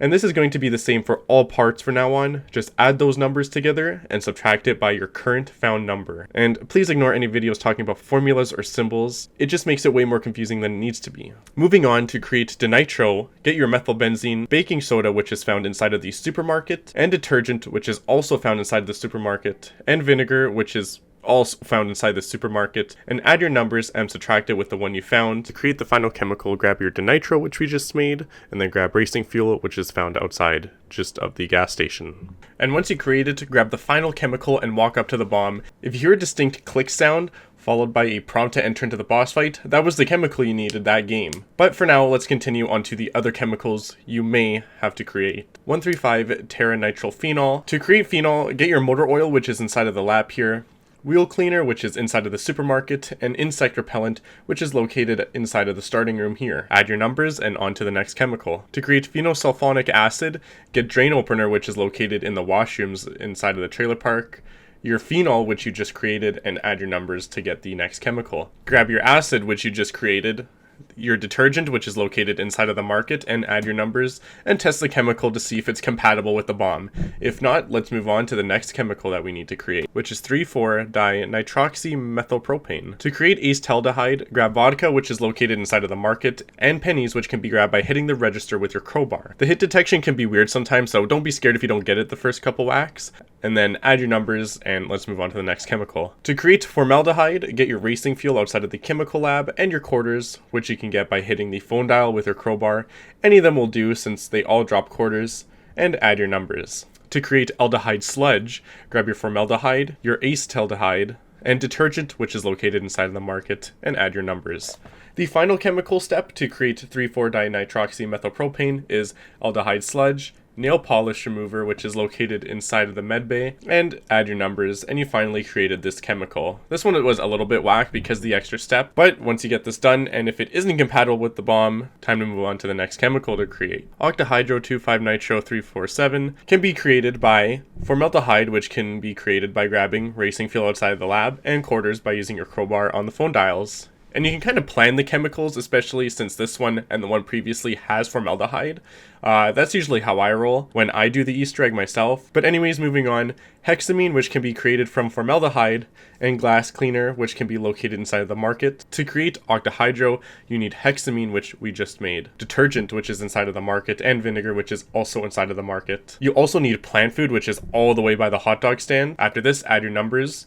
And then this should be the final chemical if all the previous chemicals we made weren't compatible with the bomb. Walk up, see the sign, hear the sound, and then off you go. If there's something I really appreciate about Infinite Warfare Zombies compared to the other Call of Duty titles is that for every boss fight in Infinite Warfare, it's drastically different from the previous one. And Attack of the Radioactive Thing, I think if I were to put on a list for best boss fights in Infinite Warfare, it would be the second best boss fight right under Mephistopheles. And like, that's just my opinion, but I really like what they did with this boss fight, especially at the end. But this boss fight was really rewarding, and it can be really challenging, especially if you don't know kind of the gimmicks of the boss fight, but it's definitely one of the more better and appreciated boss fights compared to the other maps, which I think is really interesting because not a lot of people like Attack of the Radioactive Thing's map, but they like the boss fight, which is interesting in my opinion. The first phase of the boss fight is escorting the bomb down through the beach, and if you don't know, if you stay right beside the bomb as you're escorting it down through the beach, the motors that Krogzilla is shooting should only do one round right at the beginning and middle of when you're escorting the bomb. As long as you stay right beside the bomb, do not strafe away from it, she will only blast you twice. And you can shoot the motors. I feel like a lot of people don't know about that. I don't know if they're called motors, by the way, or mortars. Missiles, I guess you can call them missiles. You can shoot them with your gun, and the green ones look really obvious, but even with the regular like red ones that look like fireballs. The second phase of the boss fight is using the lasers against Krogzilla, and this one, it can be really hit or miss depending on your RNG you get. I'm not too sure of my gameplay, but I think if I got the arm slam attack, I was able to shoot her chest right away. If not, it took me a couple tries. And after you shoot her chest once, it's really easy after that because the opening stays open until you actually complete this phase. So give or take, it's until you get that first shot in where things get drastically easier. And with the last phase, you're pretty much just getting pushed up into the beach until on the final round, her last round of missiles at you, is when she does the parkour step, which in my opinion is just like, it's my favorite step. It is my favorite step. It is so fun to do. Online, this step is really bad, especially if you have a little bit of delay or any lag going on. But if you're doing this solo, the step is quite easy, and you can actually skip this step if you use stimulus right before she activates her lasers, and you can just run up to the bomb, run through the acid, you can tank through the acid, and then essentially just go through the step without having to do any of the parkour. And then for entering the bomb code, this is going to be the same bomb code we got once we open that one safe, and you can't open the menu once you're inside Krogzilla's stomach, which is a really smart choice, and I feel like a lot of people kind of panicked when they didn't remember their bomb code for the first time. This boss fight, I think it's absolutely fantastic. They did a lot of things well with it, and with Infinite Warfare, as I said, they keep changing the boss fights after every map, and the Rat King really didn't mesh well with me. Personally, I wasn't a fan of the acid step or the brain. Like, I still don't even know what the brain really does when you're trying to complete that part of the boss fight. But Krogzilla overall was just a fantastic boss, and it's one of my favorites. It's there with Mephistopheles, and that's just me, but I think overall, if you were to rank the bosses, it would definitely go like Mephistopheles, Krogzilla. The rest I'll leave up to you, but that's just my opinion. And now we have Skull Hop, which I feel like a lot of people have just never done. So let's go into the details of that. Skull Hop is the fourth Ghosts and Skulls machine introduced in Infinite Warfare, and this one is a personal favorite of mine. Even coming back and completing the steps, it's really not that bad to do, except for one step, which, listen, every Ghosts and Skulls machine has that one step that's either super tedious or extremely annoying or overcomplicated to do, but Infinite Warfare did an amazing job with them nonetheless when it came to compensating and balancing how easy some of these steps are compared to the more difficult steps. They're fairly balanced overall, but I guess it's time to really get our hands dirty with this, because the first step is you need to find skulls lying around the map, and preferably you need to do this with a sniper. It just makes things a whole lot easier when you have the scope, especially for some ones that are pretty far out in the map where a sniper is basically essential for this. You can see in my gameplay I got pretty lucky, but you need to find 5 skulls before you hear the completion noise, which we all know and love. The second skull, you'll need to find this pump, which is always located right beside the gas station, and bring it down to the dining area, or just before the power generator where we turned on power for the map. You need to place it in the acid pool, and you need to have tough enough or else you're going to instantly go down since you take damage when you run outside the map. Let it fill, and over time you'll see it will start increasing, and you can see when I was using my sniper, you can actually see it moving up over time. Once it's completed, you can just go there and pick it up. It takes about 5 minutes to fill, and it's not round based, like you don't need to end the round, complete a round. It's actually time based. So about like 30 seconds you can hear a click, and as I said, after 5 minutes it will be completed and done. For the third skull, you need to grab this gas container right outside of Elvira's studio and bring it to the pool area to use for this generator, since it's specifically for this trap. There are other traps laying around the map I will speak about, but this container is meant for the pool trap only.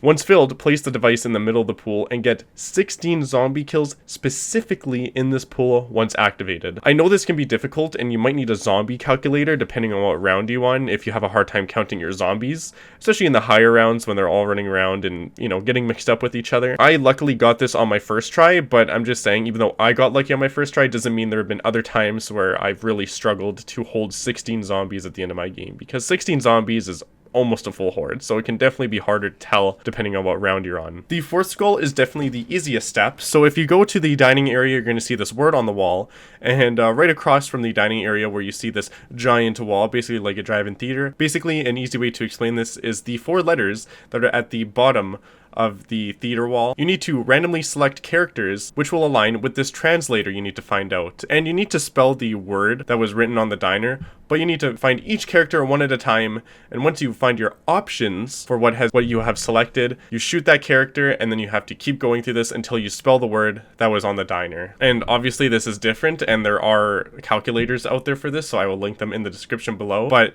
this is the step that people have a lot of trouble with, and I don't blame them. It's really weird. The word I had wasn't even on my calculator, so it shows that a lot of people, when they were doing this step, just kind of moved on and didn't update it. There's still quite a bit of words missing, I would naturally assume, since the map wasn't that popular. And for the fifth skull, you need to grab the device from inside of the pool and make your way around the map to specific Willard Wyler paintings around the map. Place the device near the painting, melee it, and inside of this bubble you need to shoot floating faces, and I think you need to kill at least 7 of them before you hear the completion sound for when you can move on to the other painting. But this step is pretty simple, and you just make sure you have a gun that has a high weapon spread. I was using the Type 2 and I was just killing it when I used the shotgun variant. Like, it was just overpowered for the step, but I know there's other guns that are just as good. For the sixth skull, this one is pretty straightforward. You need to get the MAD device, crank it up, and shoot the Skull Hop machine, and that's it. Now you can play Skull Hop. And this Ghost and Skulls machine is definitely one of the more complicated ones to complete. You need to shoot the skulls by being on a specific colored pad,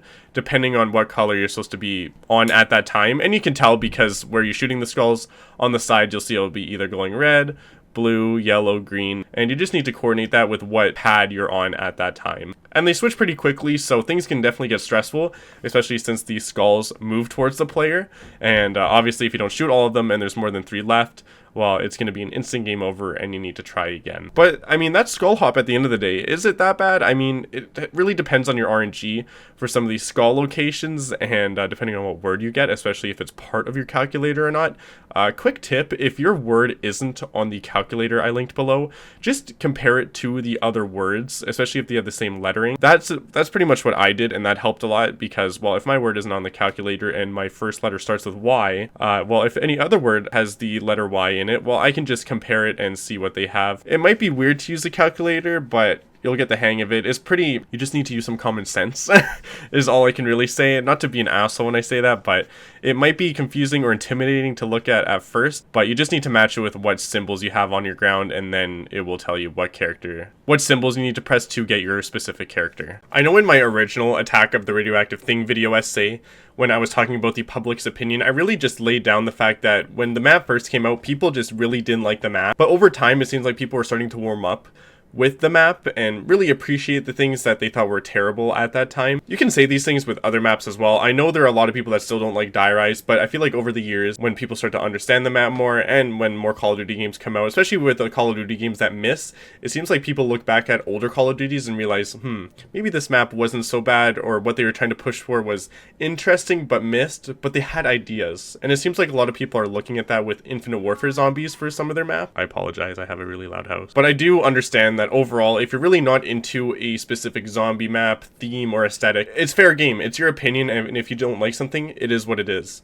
I think that what I get choked about is when people don't like something and their reason is just, I don't like it, and that's it. But that's just me, and in my opinion, I don't think that's a valid reason. But if that's all you have to say, like, you know, I just don't care about the map, it is what it is. And even with Easter eggs, I mean, fair enough. If you're not doing well in an Easter egg, like it's just kicking your ass, challenging you too much. I also just wanted to apologize if my opinion seems like it's everywhere with Attack of the Radioactive thing. As I said before, some Easter eggs are just not for everyone. I believe I mentioned this at the beginning of the video, or at the beginning of this section. Blood of the Dead is just not for me. I've tried it for a very long time, but it just, I can't beat it for some reason. And it is what it is. I have nothing against Blood of the Dead. I just think it's really complicated. I believe there's a lot of flaws, in my opinion, that really just ruin the map, but that's just me. And I'm sure a lot of people just have their own opinions about Attack of the Radioactive thing that, in my opinion, I may think is invalid, but with others, it's like, okay, you know what, that makes sense. It is what it is. It's going to be that constant battle when it comes to maps like this, especially to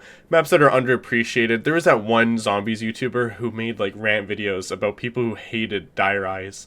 I can't remember his name, but he would drink beer every time that his point was better than the others, and it was pretty entertaining for what it was. But it's just another example, like, you know, everyone has their own opinion, and if you really just don't like Attack, fair game. But over the years, did the public's opinion change about the map? Kind of. It seems like people are just warming up as Call of Duty games come out, and as I said, if there's a really bad game, people just go to the older Call of Duty games and they're like, you know what?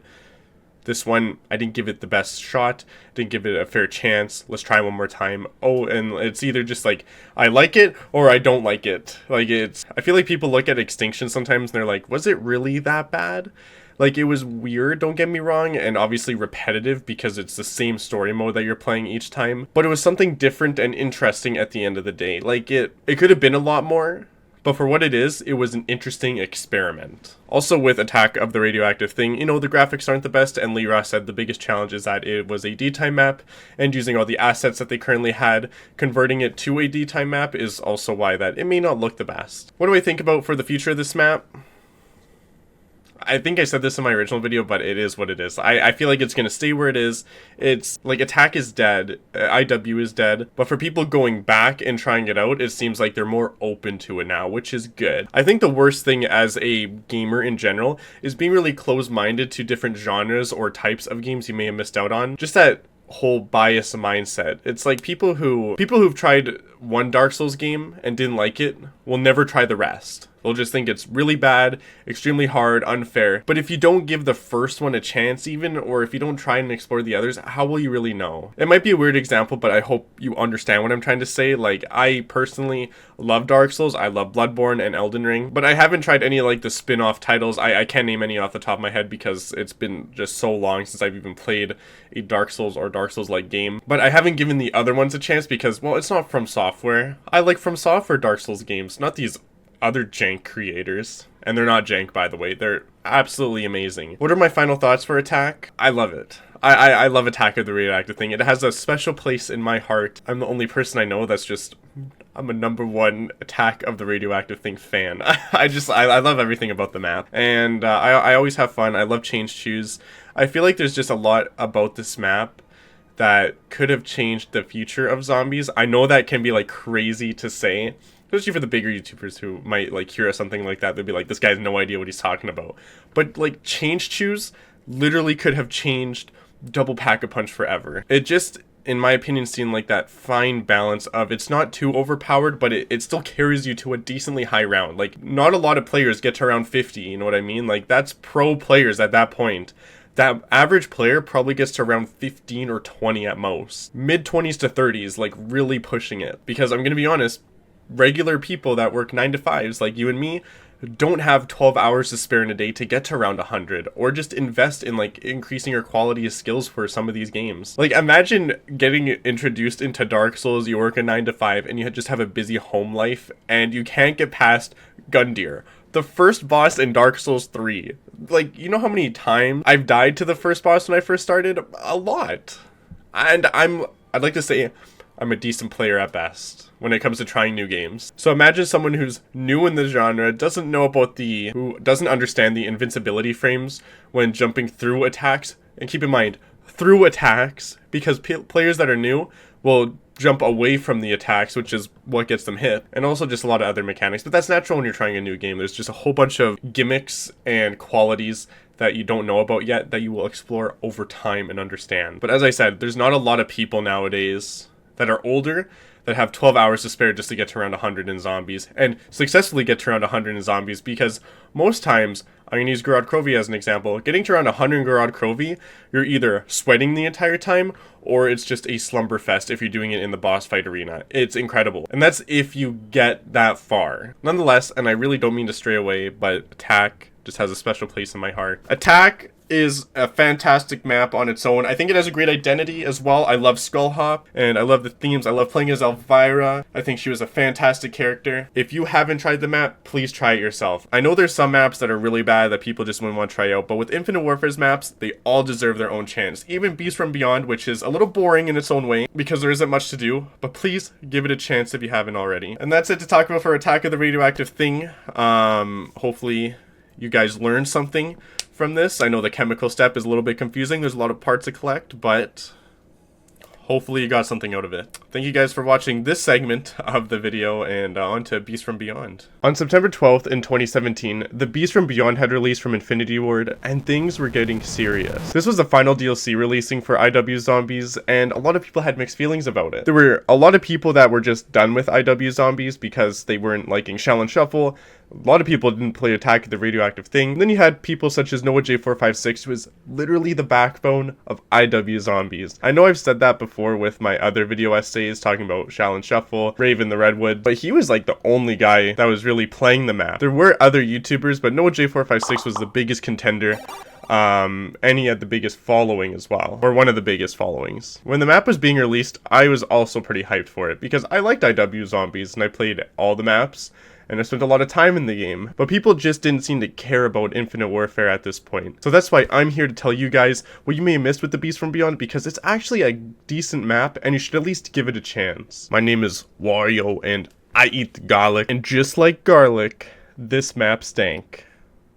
For a lot of people. The thing that I'm going to be talking most when it comes to Beast from Beyond is the missed opportunities that the map could have offered to the players. I know that there's crunch time when it comes to development, and obviously with the final DLC, most of the developers are either done with the game or they're moving on to the next Call of Duty due to the one-year release cycle or multi-year release cycle. With that being said, I'm going to be talking about a lot of missed opportunities, the pros, and a fair amount of cons. But I'm going to be as least biased as possible because I don't hate the map, but I don't love the map. But I'm also not going to favor Infinite Warfare because I like the previous maps beforehand. So I'm going to try and stay as least biased as possible and give you guys a really honest opinion on Beast from Beyond, because it's not a terrible map. There are other zombie maps way worse than Beast from Beyond, but people just didn't like it. And I'm here to tell you.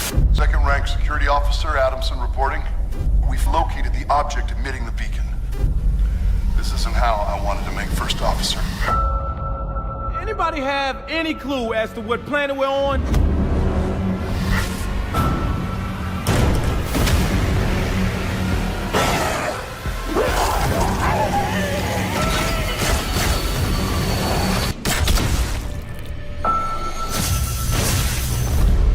Death is a wonderful option for you. It's the right thing to do. What the?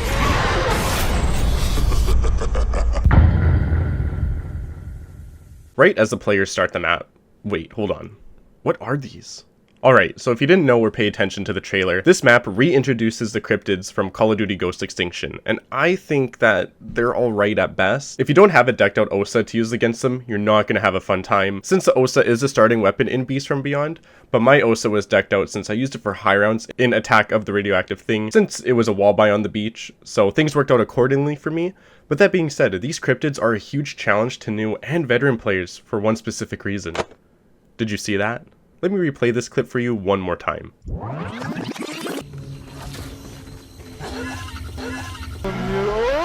This is one of many reasons people have a hard time with the map, and for how fast they move, it can be difficult to shoot as well due to their janky hitboxes. People did not feel that the implementation was very clean with the return of the cryptids, and I personally don't blame them. There is a tough learning curve at the beginning of the map, and for those who are new to the map, well, things are seriously going to be rough for them because they don't stop spawning until you pick up Neil's head and place it back in the starting area. There are also the phantoms and the rhinos, but I'll speak about these guys later on in the video. Going back to the layout, after the players open the first door, we are greeted to this mini hallway that branches out into 3 areas. On your right, you have the cargo bay. On your left, under the balcony, this leads outside into the Pack-a-Punch area, which is a gorgeous area. And if you decide to go on the balcony, this will lead into the main facility. Inside of the main facility, there's tons of room here, and a lot of cool futuristic designs. And this area also branches out into a couple of the labs, which I'll be showing off in the gameplay. The lab that you're seeing has a cryptid on the table, more specifically a phantom. It isn't purple like the ones that we encounter on Beast from Beyond. And as much as I personally enjoy the theme and design of the map, being mostly in the spaceship, I do understand some people's complaints when they say Beast is more of a boring map compared to the others. If you were to compare Beast from all the previous DLCs and even Zombies in Spaceland, you can see with the other maps how they absolutely convey their atmospheres that they integrated with their designs, buildings, and zombies. They did a fantastic job. Each zombie in Rave of the Redwoods, for example, looks like they have a story to tell. The lumberjack zombies, I'm going to be using as an example, they have their axe they use to chop the wood, the checkered flannel, and jeans. And the design of these zombies in the previous maps are just filled with so much love and passion, and I'm not saying that Beast didn't do this when they were developing the map, but it's just not the same feeling that we experience like the other maps when you see them for the first time. I can guarantee you that when people were playing through the previous DLC maps, at one point during their games, they probably mentioned themselves how fun and interesting that these zombie designs looked. Especially in Zombies in Spaceland when people were getting into IW zombies. It really just hit home the different aesthetic and style that Infinity Ward was going for. Back to the point, if the player enters outside of the facility, you can see this beautiful outside world that this map has to offer, and it's too bad there wasn't an extension to this that we could see.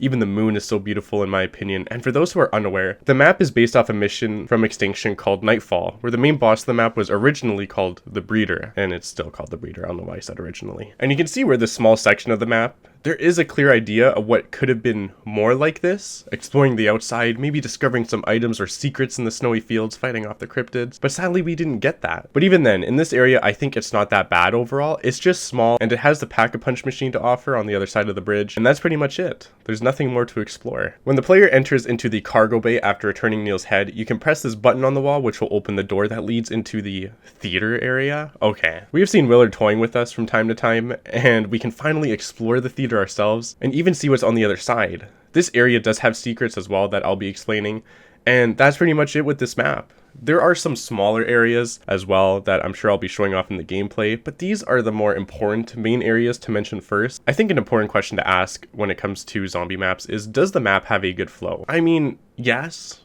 but actually no. There are teleporters surrounding the certain areas of the map that can go from the main facility to the theater instead of running back and forth, but it's a hit or miss for some people, and when I look online, people really didn't care about the map or the flow. I could care less as long as there are some viable and easy methods of transportation going from one area to another without doing a complete marathon. I think people would have preferred some other methods or ways of transportation. It would have been sick if this map offered a teleporting device or equipment that you can set in 2 locations, kind of like the tactical insertions in the OG Modern Warfare 2, but instead of placing one insertion, let's say you get to place 2. You could place one, say in the starting area, and the other right outside the Pack-a-Punch, and once you make your way to one of the insertions and activate it, it will teleport you to your second place one, or vice versa. Something like this would have given the map more flavor and personality like the other maps, going for that futuristic design since it's in the future. But who knows, maybe one day someone will mod something like this in Black Ops 3, or just do a better remake. The hype leading into Beast from Beyond was unlike anything we've ever seen before. Nobody cared about this map. Why did you want to care when you could be playing Chronicles, which was coming out soon? Look at this Mario Party gameplay. Don't you care more about that than Beast from Beyond? There was a lot of missed potential when this map came out, which drastically killed the hype. A simple and fine example of this is, don't you guys remember the unlockable character for Beast after completing the Easter egg? Wrong, dummy. There was no unlockable character. Get a load of this stinker over here. He thought there was an unlockable character from Beast. Infinity Ward thought, how about you unlock nobody after completing the Easter egg? I swear to God, how cool would it have been to play Neil after you beat it? That would have been so sick. Another example for missed potential in Beast from Beyond is more cryptid variants and bring back the search system. but revamp it a little bit, or at least make some quality of life changes. They had this in Call of Duty Ghosts when you were playing the extinction missions, such as the schematics and buildable equipment, locker keys to get in like cool guns such as the chainsaw. There was so much missed potential they could have added into this map, and I know when people are hearing this, they're going to be thinking, well, wouldn't this stray away from what zombies originally or actually is? But hear me out. If you have killer clowns, Sasquatches, teleporting ninja zombies, what's wrong with a couple more aliens and maybe a new revamped system? Which I know is asking a lot. I mean, like, the locker system and schematics is something so simple to add that would add more replayability. Basically, what I'm trying to say is, in conclusion, the hype wasn't there due to the small amount of players that were still sticking around for IW zombies, and nowadays those people who go into Beast are more than likely mentally preparing themselves for the shitfest. And that's because they've heard it from other online players, or forums, or whatever you can say online, or other sorts of online media. But I disagree with what people say, because is this map bad? No. It's not a bad map, but this map is hard, and it's going to put your skills to the test for what you've been playing with so far, with the previous iterations IW has released. The Beast is going to put you on your ass, especially in the beginning rounds when you have to deal with the cryptids. They are difficult and a little bit janky for sure, but you need to overcome that hurdle somehow by practicing and dying a couple times. And I think a lot of people don't like that because naturally in zombies, the difficulty progresses the higher rounds you go by, not by the enemy's mechanics and insane jumps where they could go from one side of the map to the other. But even then, whatever happened when playing video games and the player was dying over and over just to get better or to overcome a level, I feel like a lot of people have been losing this mentality that dying way too early in a game means that it's either just too difficult or unfairly hard, which in some circumstances I do understand that, especially for players who are going into Dark Souls for the first time or Elden Ring. I think that's a fine example where the difficulty is obviously very high. But even then, those people, they die over and over again to overcome the hurdles in the game. And it's not like it's unfair. I feel like a lot of people when it comes to zombies just have that mentality that if I am dying way too early in the game over and over again, the game is just bad. Now, I'm not saying that every map is perfect in this kind of way, but I feel like with Beast, the philosophy of it was this is going to be a difficult map, you're going to have a hard time, but you need to practice. And for players that are less advanced in zombies, they're also going to have a hard time. As short as the segment is going to be, it's definitely the most important to talk about during the time Beast from Beyond was releasing. If people did not like Infinite Warfare, with what the maps were offering to the players with their DLCs, the Easter eggs, you know, Ghosts and Skulls, and so forth, people had the option to switch over to Black Ops 3, which was at the time and still is one of the greatest zombie modes with their maps to this day. Black Ops 3 is truly the magnum opus of zombies. Every DLC was a banger. It was banger after banger.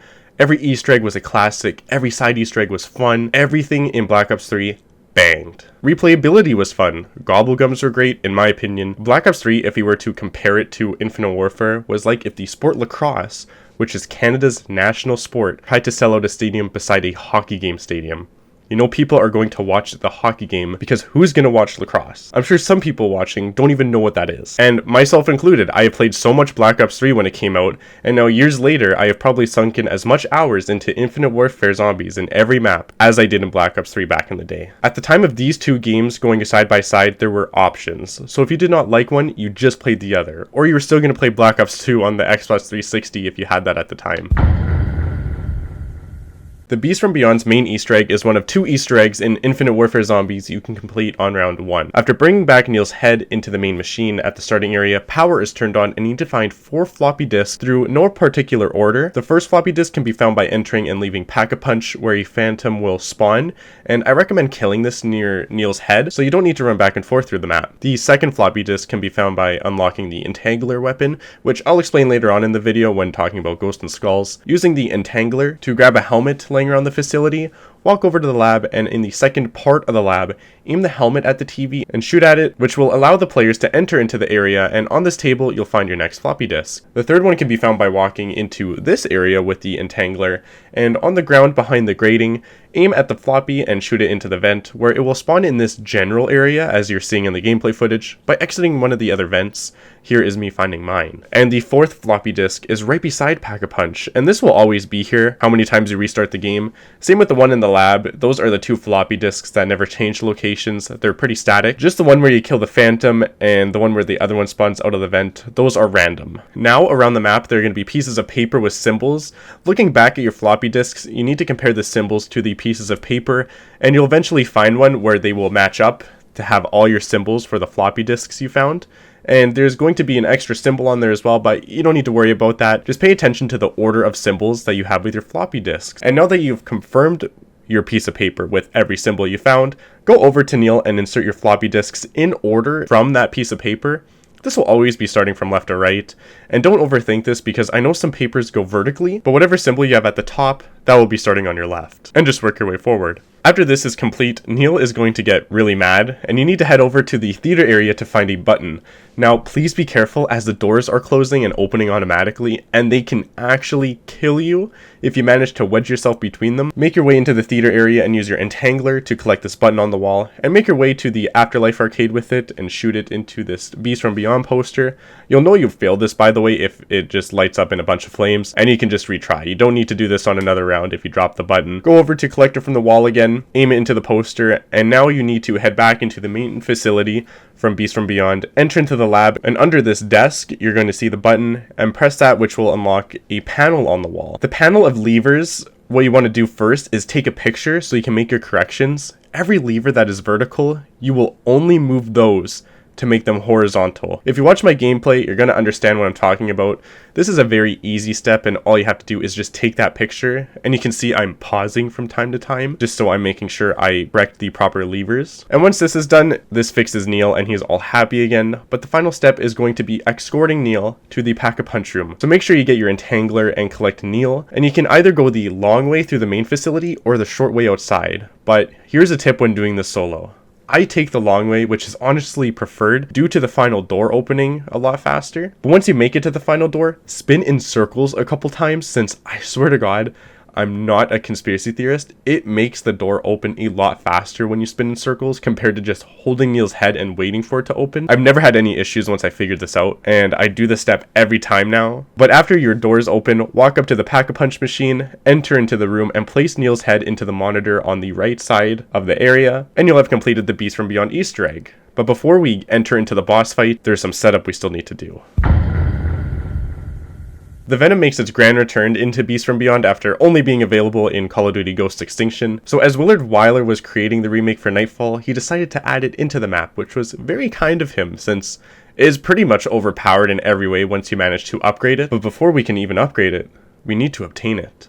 The first step to unlocking the Venom is by firstly bringing a Phantom Cryptid, which you can spawn by going into the Pack-a-Punch for the very first time, which is guaranteed, and bring him over to the trap under where Neil's head is, where we first grabbed it. Activate the trap while the Phantom is in there. Even for a second where the trap is activated, you don't need to kill the Phantom, but just make sure he's in there. You're going to see a panel in the main facility open up. Now, there are several buttons here to press, and from what I found online, no one has any idea how this works. I've seen tutorials and most people just say, guess what button to press. I've been lucky with the blue button from time to time, and if you press the correct button, the panel will close, which is how you know you completed the step. I honestly recommend pressing the blue button because I've had 3 games in a row now where that has been my button. So I'm not too sure if people haven't figured this out yet, but it's still strange. Now for the second step, here's a screenshot I'm providing of what I used to solve this. Get a zombie and drag him over to this part of the facility and press this panel, which is now interactable by the way, and you can hold him there for about 5 minutes, which is a lot of time since you're going to need it for the next step of obtaining the Venom. And upstairs, you're going to be able to interact with these monitors and play a game. Using the screenshot earlier, which is in the description below by the way for the original video I grabbed this from, you need to compare the red cube, which is what you are moving, and trying to find the correct pathing to the blue rhombus or diamond. All you need to do is find the picture that matches the same spot you are starting from and going to, and guiding your cube without hitting any of the death barriers. I'm going to show my gameplay of me doing this. Once I know what path I'm going to take, I keep looking at my picture and making sure I do not hit any of the barriers, or else I'll need to do this next round. And once you completed about 3 games, it will boot you out of that monitor, and on the far right closest to the outside, it will be available to play. Complete a couple more rounds of this again, and once completed, you will now have unlocked the Venom X. But hold on. The Venom X is it's kind of bad. That's because you need to upgrade this. We need to solve some more fun and simple puzzles. Once you are ready and the round is over, you can trap a zombie again if you want to make your life a lot easier, and make your way over to this monitor and interact with it. And if you listen closely, it's going to be playing some Morse code to the player. Now, you don't need to listen to this top monitor if you'd like. There are guides online saying if your first sound is long, you'll be focusing on cross, which is your key, or if your first sound is short, it's going to be archer. Forget about that and make your way to this monitor at the bottom of the staircase. Now, once you interact with this, listen closely and write down your short beeps and long beeps after there is a distinct pause, so you can write down your Morse code and convert it after. Here is my gameplay of me doing this, and I'll explain it right alongside the pictures I was following from the Steam page that I will also be linking down below. Now, after I wrote down my Morse code, the first thing to mention is that it'll always start with the word cross or archer, but after that, you need to make sure you're properly writing down what number is being spelled out to you. In my gameplay, I got the number 20 or 25 as the sheet says, and after I confirm what number I have, you need to make your way back to the upstairs where we were before, and there's going to be these two buttons. The left button is for short beeps, and the right button is for long beeps.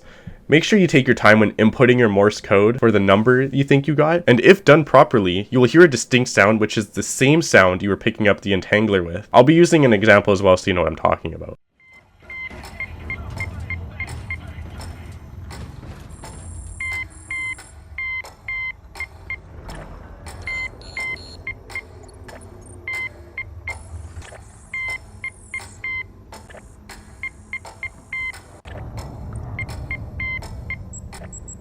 Energy cell levels remain increased.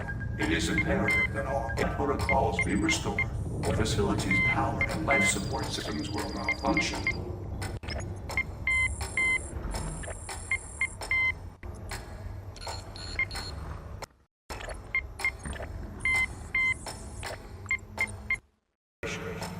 We know it's the right thing to do.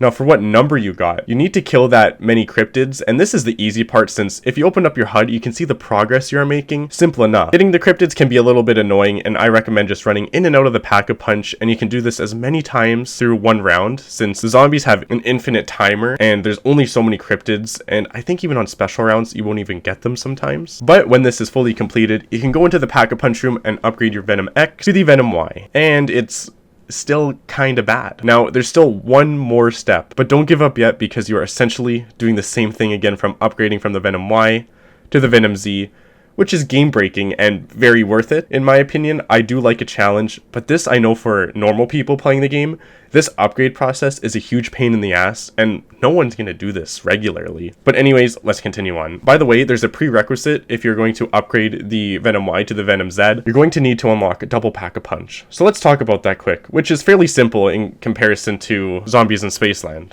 Go to this box after opening the first door and meleeing it. You can see that you can pick up the fuses, and you don't need to jump or do anything special, they just go right into your inventory. Now go to the theater or the conventional area and pick up this reel, which you'll need to make your way to the Pack-a-Punch and insert it into the machine, which will change the movie to play Zombies in Spaceland. Now, assuming you have the entangler at this point, activate the theater trap and shoot your entangler into the center of the black hole, and a brute head will appear. And don't be like me trying to slap it onto the dude's head. Drop it on the ground, pick it up, and then place it on the cardboard cutout of the brute from Zombies in Spaceland. Place the fuses on the Yeti, and you'll see that they are being charged by the laser from the brute. And this is how you unlock double Pack-a-Punch. It's very simple and easy, and as I said, compared to Zombies in Spaceland, this is a way better time for me to do. Do the same thing by activating the top console, then go to the bottom console to listen to your Morse code. Same as before, you're either going to get arrow or cross, but depending on what you got the first time, it should be the other, hypothetically. Followed by the number you need to input.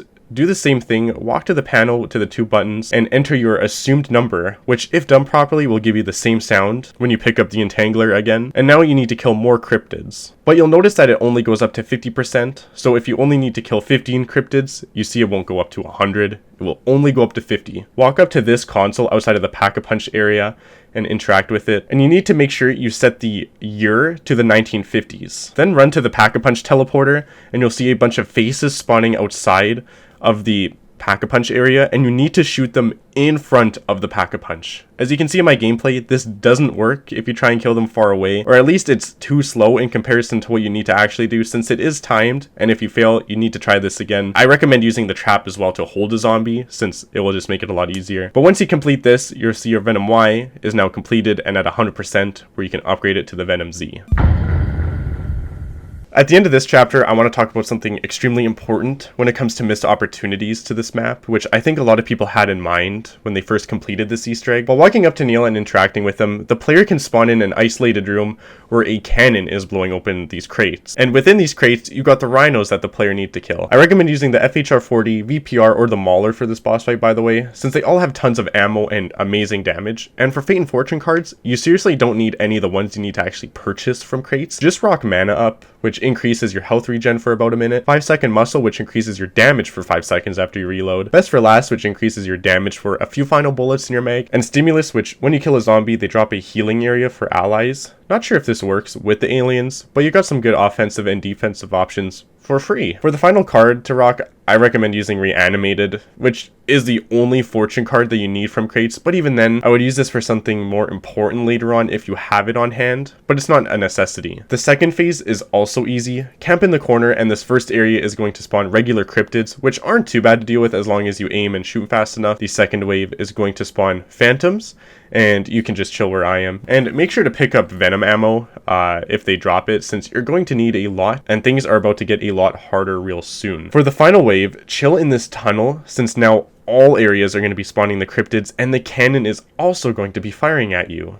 Thanks, Neil. But staying in this tunnel, you're going to be safe, and until your character says the voice line that a rhino has spawned in, this is your indicator to start moving to the terminals, which have now turned on. You need to turn them off, and there's 3 of them in this area. Make sure you have your Venom out as well, by the way, since it's going to kill the aliens a lot faster, and it's going to be a safeguard for you since it is an AoE effect, especially for the final terminal. The Venom will save you for any cryptids doing their iconic lunge across the map. After you turn off all 3 terminals, the final test is the 100-second survival challenge. This is going to push you to your limits. There are turrets around the map as well, but if you're a new player trying to do this, I don't recommend it. Due to how fast and ridiculous the cryptids are spawning into the arena, maybe practice this first in the boss fight mode, but you wouldn't want to lose a couple hours of your time just for a measly turret. But anyways, run around the map in this formation and make sure you always have a clear path in front of you, since there's really no point in killing the cryptids unless they're either in your way or you need Venom ammo. And even getting regular ammo is just out of the question at this point, since you're going to die unless you get insanely lucky. With that being said, if you survive the massive horde and the 100-second survival challenge, you're going to go into the final phase, which are the blue mammoths. Seriously, a reskin? Well, let me explain this part first, and then we'll talk about that after. The mammoths are just insane bullet sponges, and I do know about the DMR and using the headshot FNF card, but forget about that. This is for people who don't use FNF cards. Anyways, the cool way to beat the mammoths, every time you shoot at them and do enough damage, they're going to be glowing blue and leave a flame on the ground, which you do not want to run over. You can get hit by these a maximum of 2 times, and by that 3rd time, you're going to be down. But as said, you're going to be using a lot of bullets on these guys, so get comfy just going in circles over and over again. This isn't too bad of a boss fight as long as you're aware of your surroundings and can multitask shooting and running back while remembering your safe areas and new bad areas that are being implemented by the mammoths. After you kill the mammoths, you completed the Beast from Beyond Easter egg. This boss fight should have been a remake of the Nightfall boss fight, but I know there is some development and time crunch issues Infinity Ward was probably facing at the time, since this was the final DLC and they are moving on to the next game. And as well, there was the true final boss fight being developed at this time, which to be fair makes up for this boss fight, which I don't think is terrible, by the way.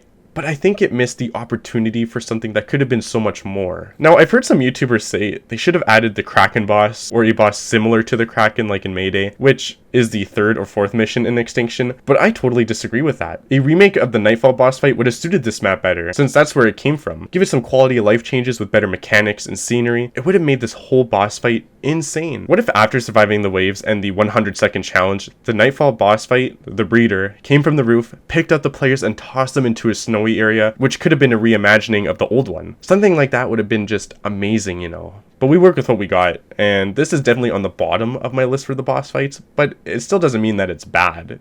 It just could have been so much more. Well, this is it, the final Ghosts and Skulls, and it's easy and overcomplicated at the same time. There are parts I'm so bad at that I'm sure others will understand without any issues. The first skull is opening up a crate, which can spawn in either the main facility, the electric trap above the door, or the cargo bay, and you need to throw a grenade at it and shoot at the skull that comes out. This is simple enough. The second skull, you need to stand on the X in the cargo bay area. There are 4 locations, but I always go here, as you can see in the gameplay footage. Once the skull is raised enough, it will go somewhere in the room, and you just need to jump into it, which will unlock the entangler.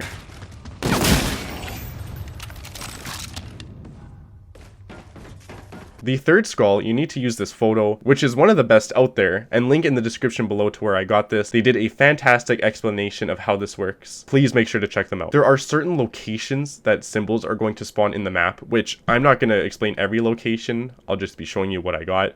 And only 4 symbols are going to spawn. Finding each one, you need to compare it to the picture and figure out which one is the odd one out, which is this third skull's challenge, odd one out. So in my example, I got 3 green symbols and 1 blue. I need to find the blue symbol on the map and get rid of it by aiming down my sight. And that's the best way to think about it. What symbol do I need to get rid of that's a different color? The 4th skull you get is really cool. This is going to be a game of Pac-Man, and you need to start by jumping down to the starting area and following your path while avoiding the mines, if you want to call it that. And just make sure you have all the doors open in the map so you don't lose your progress, since as you can see at the bottom, your bar goes down relatively quickly, but this is a really fun and creative challenge compared to the other Ghosts and Skulls, or what we're about to see next. After this, we're onto the chess puzzle, and oh my god, this one, it's so complicated for me for some reason. First of all, there are many locations to these chess pieces you need to find around the map. There are about 6 of them, and you need to bring them to this chessboard and figure out your placements, since this puzzle is predetermined and random. But a different solver I used, since the one in the video is outdated and not functioning properly, I'll also leave in the description. As I mentioned at the beginning of this chapter, I'm sure some people know more about these kind of things than I do. This is the Queen's Puzzle, and I'm going to be honest, I'm not a grandmaster at chess or anything. I know nothing about chess. I'm not even a novice at chess. So link in the description below, unless you already know how to figure something like this out. You need to place your pieces in certain locations depending on where the black queen is. And I mean, good luck, because every time I do this, it takes me an hour. And it's not because it's hard, it's because I don't know the logic of chess and how to complete this properly. The final step to Ghosts and Skulls is not too bad. There are going to be 3 pieces of paper around the map in several locations. As I said, link in the description below. And once you find all 3, you need to logically piece them together depending on how they are ripped up. Once you piece them together, it will give you a code you need to input into the actual skull breaker machine using your keypad on your controller or the arrow keys. The code could give you 2 options if you piece them together correctly. I had to use Photoshop because I'm just bad at figuring things out, I guess. Here's my poor man's job of the code, and as you can see, it could either be up, right, down, right, down, right, up, or you could flip it and it'll be down, left, up, left, up, left, down. And you'll know this is entered correct if your machine is now powered on for you to play Skullbreaker. And take your time with these final 2. It can be frustrating, and I recommend you take lots of pictures as well, and maybe use a computer as well, since that's what I had to do when entering some of these puzzles, especially the chess one. Also as well, when you enter the code into Skullbreaker, if you listen to this noise,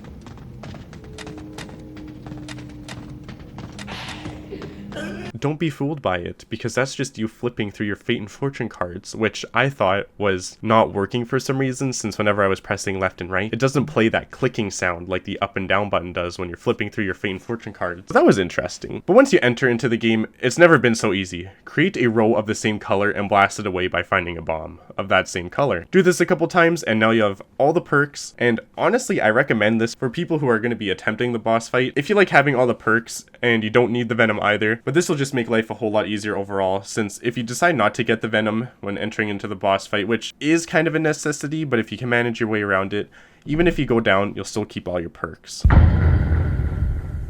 First off, I just want to say thank you guys for making it to the end of this video. I'm sure half of you have clicked off by now due to the lecturing I have done when explaining the Easter egg and the overcomplicated Ghosts and Skulls, which I think is overcomplicated. I know nothing about chess. But with that being said, let's talk about the pros, the cons, and a lot of the missed potential that the map had. Pros is that this map is going to make you a better zombies player at the end of the day. It's very tough and you have to get over a couple learning curves, especially with the Easter egg. You know, you got to take the photos, you got to know the order of your floppy disks, and then the boss fight is also pretty challenging in my opinion. You get used to it after a while, especially when you're going for Mephistopheles, the true final boss, which I'm not talking about in this video. I'm going to say that for the documentary, which is going to be coming up after this is done. Other pros, I really enjoy the return of the Venom X, and I like the upgrading process. In my opinion, I like a good challenge, and for a final DLC, it's not terribly challenging. I think to compare a challenge, which I think is just unreasonable, is Blood of the Dead. I am a veteran zombies player, and I still have not beaten that Easter egg. I have tried over and over again, and I just cannot do it. Maybe it's me not liking the Black Ops 4 system, but I just can't bring myself to go back and do it again. And I like the aesthetic of the map. I think they could have done some things better, such as the outside Pack-a-Punch. It's gorgeous out there, and it's sad that they didn't expand upon that. I'm going to explain something later on for missed potential with that outside area. Some cons on the map. I think the map is pretty small, which is really interesting. There's a lot of areas, but it's pretty small in retrospect, which I'm sure is probably due to the development or crunch time. The boss fight, it's a hit or miss. I think it's more of a con, and I don't think the boss fight is bad.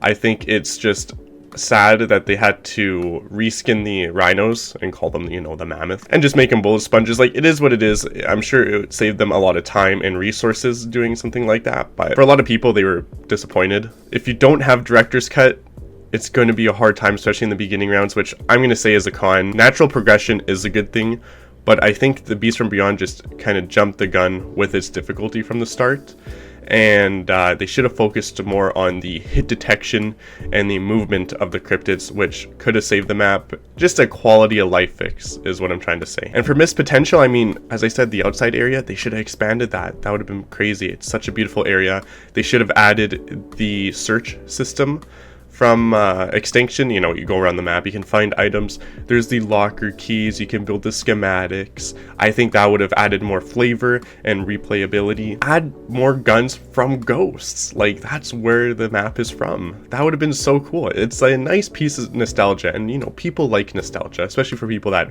obviously played Extinction. It's like, man, the chainsaw, this thing was killer back in Ghosts. And obviously the breeder not being the main boss fight, or some sort of revamped breeder boss fight, I think that would have been so awesome, but it's sad that they couldn't get around to it. I'm sure they wanted to do something like that, but it is what it is. And then just more equipment. If in every map thus far there have been building tables, and I'm kind of surprised I actually didn't really talk about this until now. There's no building tables or crafting tables in Beast from Beyond, so that's another piece that's missing that adds a lot more in-depth and replayability to a map. As I said, 2 tactical insertions spawning from one location to another, teleporting devices, like anything futuristic they could have added in Beast from Beyond. It would have made it a whole lot more interesting. But I just want to say thank you guys for watching this video, and let me know your thoughts on Beast from Beyond. Well, here we are at the post game. I originally created a really long script for the post game. It was probably going to be another 30 or 40 minute segment, but after compiling everything together and seeing that it's already 3 hours and 20 minutes long, I thought, you know what?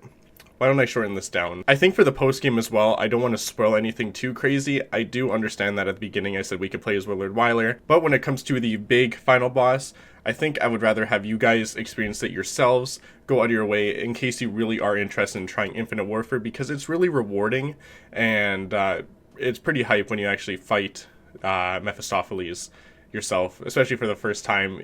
Like, things get crazy real fast. But other than that, there are things that I want to talk about that I may have missed, or things that have really caught my eye, like Prototype 2 in Infinite Warfare. Why is Prototype here? Well, Prototype 1 and 2. If you haven't played Prototype, it's basically a game where you're a mutated human with powers. It's a short story. It's kind of interesting. But why are there calling cards of that in Infinite Warfare? I did some digging online, and I literally found no resemblance. I don't know, maybe I'm bad at Google, but it is interesting. Ghost and Skulls 2 with Raven the Redwoods. Listen, it's like Noah J456 with the Firebow tutorial. You know, I don't like Ghost and Skulls 2. It's hard. I don't have fun with it. You can call me bad, but if you really want to try Ghost and Skulls 2, I'm sure there's great tutorials out there. I'll link one in the description as well if you really want to try it out. There are glitches in Infinite Warfare. There are God mode glitches as well, like in Shaolin Shuffle. You can do the, you get the crane Shi style, and then you basically grab the boombox, pick it up, switch from one to the other, pick up the chi style again, pick it up, do your final attack, and then you just get this invincibility mode until you drink the chi style again or pick it up. Unless you get stuck, because it's very common that you just get stuck in place and you can't move anymore. You can't even jump or anything. It's really interesting how it works. It's pretty buggy, but they've never fixed this. They've never fixed this even to this day. The mini side Easter eggs, such as Trolltastic is a very popular one. There's one where you feed a zombie in Attack of the Radioactive Thing a piece of meat, which is really interesting. And there are like specific calling cards for these, so if you want to unlock them, I say search up a YouTube video, especially for Shaolin Shuffle, because you need to complete it at midnight specifically. And for the big finale, remember in Black Ops 3, every time you got past the Master Prestige, you leveled up and you can unlock different icons for you to use for your character. Well, in Infinite Warfare, it's the same kind of thing, because once you hit level 999... Are you telling me I spent all that time just for nothing? I'm tweaking, bro. I'm fucking tweaking. That's right, everyone. Level 999, it gets you nothing. There is no level 1000. It caps at 999. Let me tell you, I was pretty disappointed about this. I was looking at Reddit threads, and I saw the same thing, just to flex. Nothing to really flex about besides the fact that I don't touch grass too often. And ladies and gentlemen, that is it for the documentary. Thank you for being very patient. I've been working really hard on this, and I hope you guys join the Discord. That's a good way to interact with me. If anyone has any concerns, also leave a comment about that, because I care about you guys and your comments. And I only say that because with Call of Duty World War II, not a sequel to World at War, sequel to Black Ops 1. I should have done more research, and I feel terrible about that. I was getting comments about that for a while, and I was just like, damn. I just had to do a Google search, being like, is it actually a sequel? But let me know your thoughts about what you think about Infinite Warfare, and I appreciate you guys.